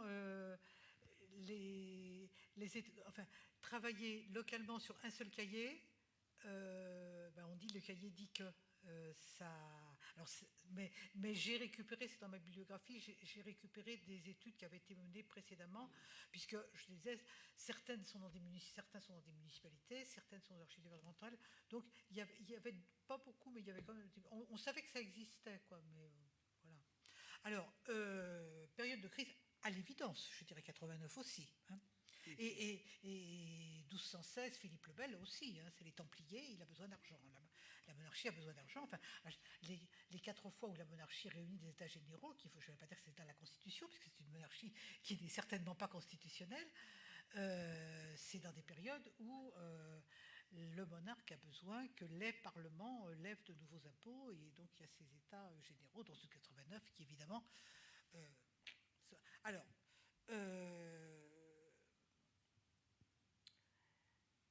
ces crises ne sont pas toutes identiques. Ces crises ne sont pas toutes identiques, et justement, les quelques historiques qui sont faits, remontant à Philippe le Bel, par mes journaux de 45, ça consiste à dire ça ne servait au mieux qu'à renflouer la monarchie jusqu'en 89, où il y a un renversement qui s'opère, et nous connaissons la suite. Moi, je pourrais assez volontiers souscrire à ce que vous venez de dire sur 45. D'ailleurs, j'ai fait un article, je ne sais pas s'il paraîtra, enfin, je me suis essayé un petit article où je comparais un peu plus que je ne l'ai fait là, et j'ai été embêté parce que ma conclusion, c'était la vôtre pour les Gilets jaunes, enfin pour 2018. Et je n'aime pas désespérer Billancourt, hein, ils n'ont pas besoin de moi, enfin il n'y a plus de Billancourt, mais bon, si c'est pour dire que tout est foutu et que donc, alors je pense avec l'écriture on se sort de tout. Hein, ma dernière phrase, c'est peut-être que le feu couvre encore sous la cendre, ça mange pas de pain, hein, j'en crois pas un mot, mais bon, en tout cas c'est plus compliqué que ça. Pour 2018, sans aucun problème, pour les raisons qu'on a évoquées. Pour Macron, le grand débat, dont les cahiers, comme élément du grand débat, participent de la sortie de crise, étant entendu qu'il l'a dit dès le départ, la sortie de crise, elle est là pour lui permettre de mettre en œuvre ces orientations qui n'ont pas changé. Il le dit dans la lettre en français, d'ailleurs. Hein. Donc c'est sortir de crise dans le cadre des orientations qui sont les siennes. Et d'une certaine manière, il finit par s'en sortir comme ça. Quoi. Il y a répression plus ce truc-là. Quoi. Bon. Donc je suis assez d'accord. Alors ça... Bon, après, est-ce que les thèses et les matériaux, ça sert... Après, est-ce que ça sert à... Non, j'avais pensé que c'était les thèses qui permettaient ou les livres qui permettaient de refaire le monde. Ça peut aider à réfléchir. Quoi, c'est tout. Alors... 45, non, moi je ne suis pas d'accord parce que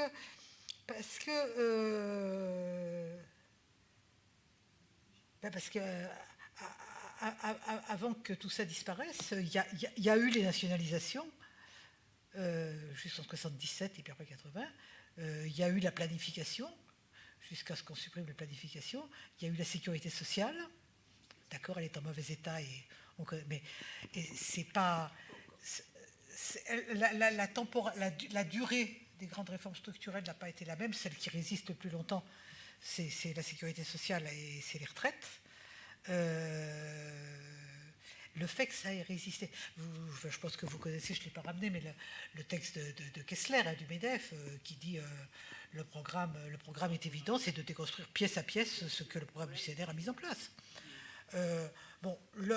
Mes cahiers de doléances, c'est une pièce dans le dispositif.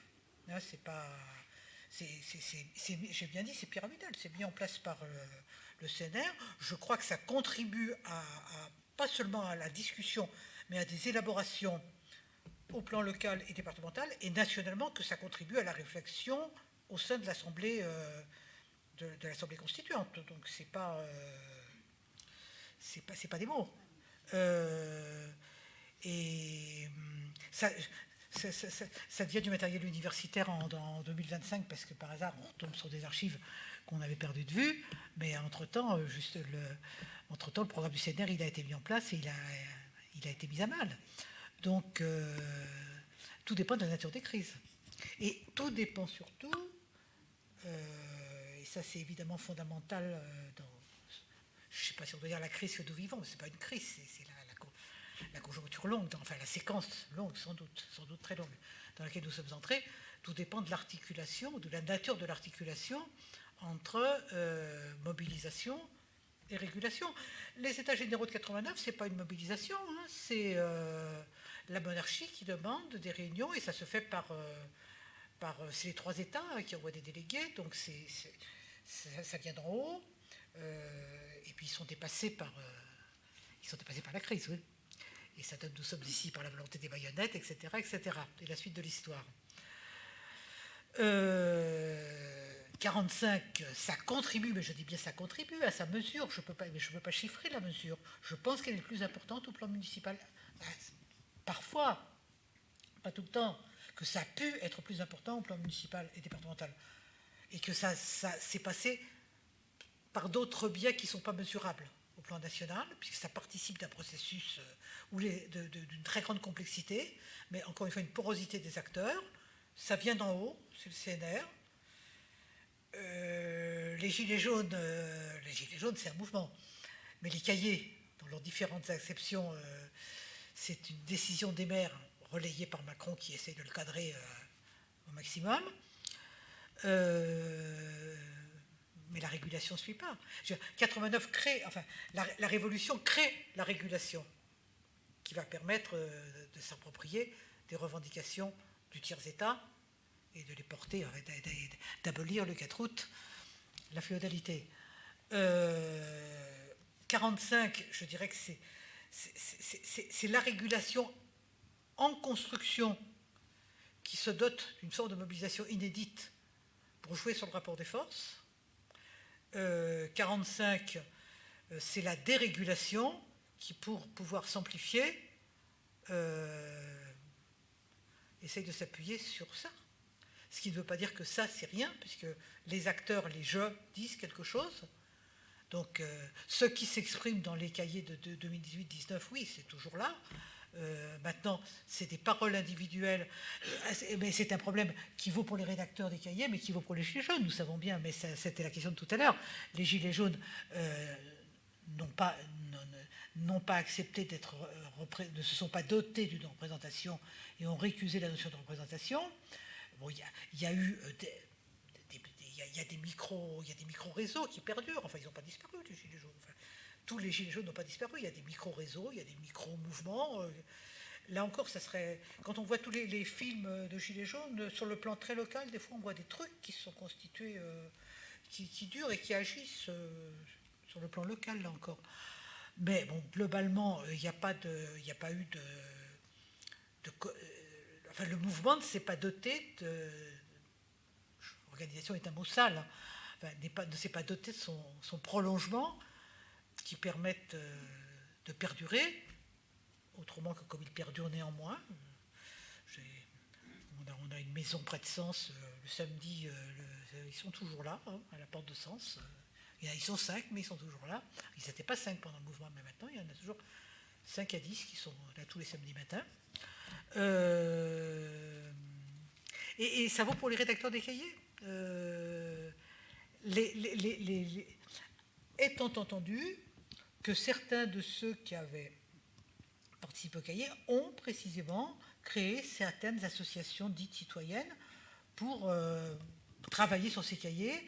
Je ne savais pas, mais il y a plusieurs villes où il y a des troupes d'acteurs qui ont mis en scène les cahiers de 2018-19. Bon, là encore, pour donner une vie qu'il a, elle est culturelle ou elle est politique. La politique, ça se redéfinit aussi. Donc, oui, pour une part, je suis d'accord. Mais alors, spécificité française, c'est... Oui, je pense que oui. Sinon, ça se... Mais alors, je pense que oui. Il y a ce précédent historique. Ce qui est quand même intéressant, c'est de voir qu'il cite 89. Le poids de la citation, le fait qu'on ait parlé de cahier de doléances en 2018 alors que ça ne s'appelait pas comme ça, mais que les Gilets jaunes avaient beaucoup fait référence. Quand les Gilets jaunes faisaient référence à 89, c'était essentiellement la guillotine et la Bastille, hein, quand même. La prise de la Bastille, donc c'était la partie violente, c'était pas la partie constructive. Mais on a parlé de cahier de doléances, alors que c'était un mot de 89. D'ailleurs que Macron souhaitait explicitement éviter. Et dans les cahiers, c'est un numéro de sciences humaines que j'ai découvert ça, il cite des cahiers, enfin pas des cahiers justement, enfin il cite des intervenants de 2018-19 qui parlent des cahiers municipaux, des cahiers du tiers-État de 89 aussi, et qui citent certains éléments, qu'ils ont dû lire dans des livres plutôt, mais donc oui, la spécificité française c'est 89. Qui elle-même s'inscrivait dans une tradition monarchique qui était liée au caractère de la monarchie centralisée française et des parlements. Donc c'est une vieille tradition qui est transformée par 89, mais dont on constate que dans deux crises majeures, et là, c'est pas parce qu'il n'y a pas d'archives, on n'en a pas d'autres à vous offrir, hein, ça c'est clair il n'en sortira pas. Si, enfin, il y a eu les bonnets rouges, ils avaient constitué des cahiers. Voilà, c'est des micro-phénomènes quand même. Je ne sais pas si les bonnets. Bon, je ne sais pas. Mais la référence à 89, elle est là. Elle est là dans certaines circonstances. C'est une collègue, Marie-Claire Lavabre, qui est sociologue, elle différenciait ce qu'elle appelle la mémoire historique et la mémoire vive. Elle dit la mémoire historique, les organisations ouvrières, dernier dimanche de mai, célèbrent la Commune. Donc quand c'est l'anniversaire de la Commune, on célèbre la Commune. Mémoire historique. Mémoire historique qui est portée par les associations. Il y a une mémoire historique en ce moment, l'année dernière, il y a une mémoire historique de la loi Croizat sur la sécurité sociale. C'était l'anniversaire de 45, on a porté l'anniversaire de 45. Et ce qu'elle appelle la mémoire vive. La mémoire vive, c'est la capacité qu'ont des acteurs de mobiliser un événement historique en dehors d'une circonstance commémorative. En 68, on mobilise la mémoire de 36, c'est pas l'anniversaire. On mobilise la mémoire de la commune étudiante. Alors, c'est des histoires réécrites, enfin c'est des mémoires transformées, réécrites, mais il y a une appropriation par les acteurs, et à droite, on mobilise le 25 août 1944 avec De Gaulle descendant les Champs-Élysées. Donc l'ensemble des acteurs de 68 mobilisent comme instrument de lutte, dans une conjoncture de lutte, des événements complètement réécrits, peu importe, historiques. Là, c'est de la mémoire vive. Dans des circonstances qui sont tout autres et pour des raisons qui sont tout autres, il y a brusquement une résurgence, alors extrêmement forte en 1945, qui me paraît être plus diffuse, mais qui est quand même présente. En 2018, au cahier de doléances, je ne parle pas de la Révolution seulement, mais je parle des cahiers de doléances de 89. Donc ça, oui, spécificité française, oui. Vous avez évoqué l'Empire.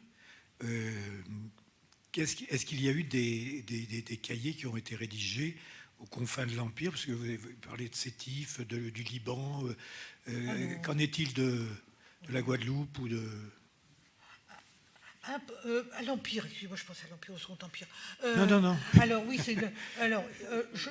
dans les archives saillantes, donc dans les archives que j'ai dépouillées, mais il y a un énorme cahier sur la Tunisie. Comme il était énorme et que c'est des problèmes qui sont très spécifiques, je le dis, je le présente, je dis que je ne le traite pas et j'explique pourquoi je ne le traite pas, parce que parce que j'ai regardé qui le rédigeait, évidemment, c'est des Européens à Tunis, c'est les syndicats européens, donc c'est la main-d'œuvre, c'est plutôt des travailleurs, en tout cas, c'est des continentaux. À Paris, le jour dans des États parisiens, enfin dans les États nationaux à Paris, de 10 au 13 juillet, il y a des délégués de la Guadeloupe. Il y a un délégué de la Guadeloupe. On parle de cahiers en Algérie. Alors ils sont pas dans mes. Enfin, on en parle. Il y a un représentant d'Algérie. Il y a 4 ou 5 représentants de Guadeloupe, j'en suis sûr. Algérie, Tunisie, j'en suis sûr. Il doit y en avoir un autre. Ils vont déposer une gerbe au monument non pas des étrangers morts pour la France, mais enfin des peuples coloniaux ayant œuvré pour la libération de la France. Enfin, un monument à construire, mais enfin ils vont déposer une gerbe à la mémoire, à l'Arc de Triomphe, je crois, qui leur est spécifique. Et ils interviennent un peu, mais enfin, c'est pas central. Alors, je n'ai pas travaillé, les archives étaient incomplètes, mais je n'ai pas travaillé sur le travail des commissions nationales qui, le 10 juillet, ont fait les synthèses, parce que je me suis dit, moi, ce qui m'intéresse, c'est ce que les gens, à la base, parce qu'ils savaient écrire, et comme je savais qu'après, il y avait les résolutions, et que ça faisait encore beaucoup de cartons et que je commençais à craquer, je me suis dit, finalement, les résolutions me permettent de voir où ils sont arrivés, mais d'abord, il n'y avait pas tout, et s'il y avait eu ça, je pense que non, c'est pas pressant. C'est pas pressant. Alors, ils vont plus loin. il y a beaucoup plus de choses sur les droits sociaux et politiques que le Front populaire, le programme du Rassemblement populaire en 1936 avait simplement évoqué une mission d'enquête dans les colonies.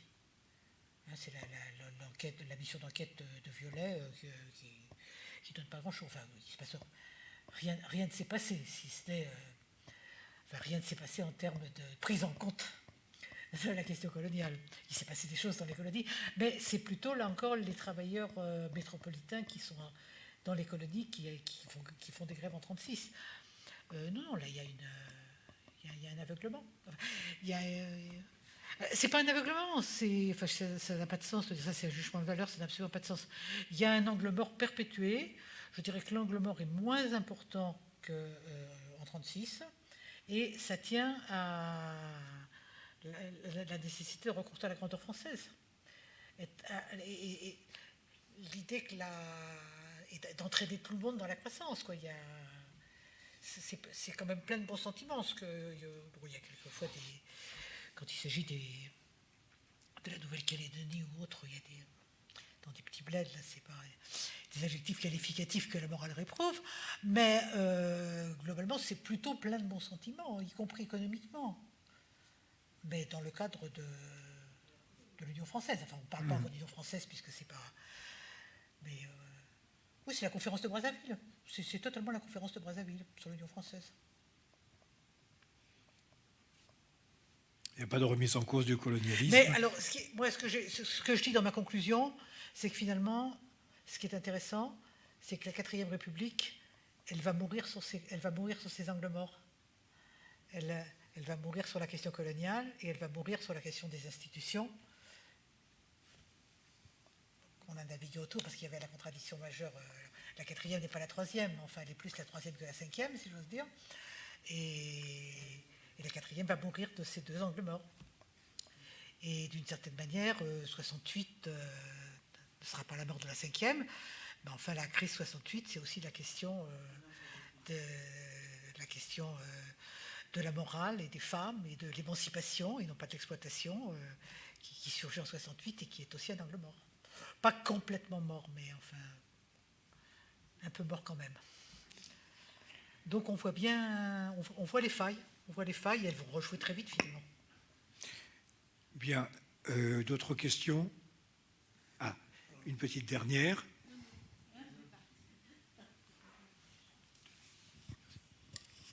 Bon, d'abord, merci pour tout ce que vous nous avez appris. Je voudrais vous poser une question qui n'est peut-être pas totalement en relation avec le sujet, mais est-ce que dans le processus de modernisation de la 4e République, on va retrouver du personnel qui a participé à toute cette élaboration des cahiers de 45. Est-ce qu'il y a des gens qui ont œuvré dans tout ce processus qui vont se retrouver ensuite engagés dans le personnel politique Ils sont tous engagés. Ils sont tous. Ils sont voilà. tous. Je vous dis, ils sont tous pluricasquettes. Enfin, c'est pas marqué sur le mot. Bon, alors les 17 qui signent, les 17 cultivateurs de la commune 2, moi je sais pas ce qu'ils sont, les 17 cultivateurs de la commune 2 qui signent comme ça. Mais la plupart sont engagés. C'est des représentants d'organisations qui sont là, sauf dans les toutes petites communes. Et rien ne me dit qu'ils ne représentent pas des organisations dans les petites communes. Donc, dès qu'on est un tout petit peu... Ceux qui parlent au nom des syndicats, des victimes de la coopérative non, c'est des formes d'engagement multiples. Bien sûr, ils sont le Parti communiste et le Parti socialiste font 80% aux premières élections de l'Assemblée nationale. C'est les mêmes, hein. C'est les mêmes. C'est eux. Merci. Les élus de l'Assemblée nationale, de la première Assemblée nationale, ils sont là. Ils sont pas dans le village des 27 cultivateurs. Mais non, c'est tout. Ce nous est un nous d'organisation, mais d'organisation, je dirais, dans la dimension socio-professionnelle. Quand je dis socio-professionnelle, ça peut être nous, nous les mères de famille, hein, c'est pas forcément, donc c'est pas uniquement les syndicats, mais c'est des collectifs agissants.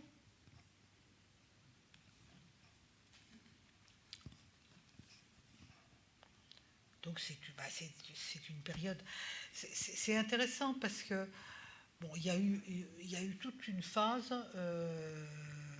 où des historiens se sont amusés à flinguer la résistance parce que c'est drôlement rigolo, donc en montrant que c'était un truc complètement micro, que la France a été collaboratrice à le film Le Chagrin et la Pitié, hein, qui se passe beaucoup à Clermont-Ferrand.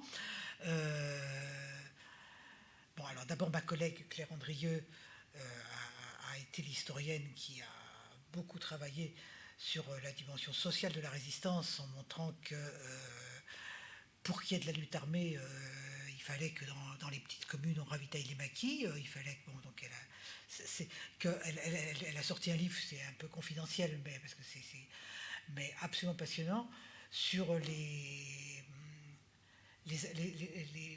aviateurs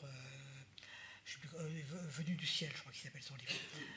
Et elle montre comment en Angleterre, en Allemagne et en France, comment on reçoit, mais on reçoit, ça peut être à coup de fusil ou ça peut être en aide, les aviateurs anglais, américains, enfin ennemis ou alliés, qui tombent dans son champ.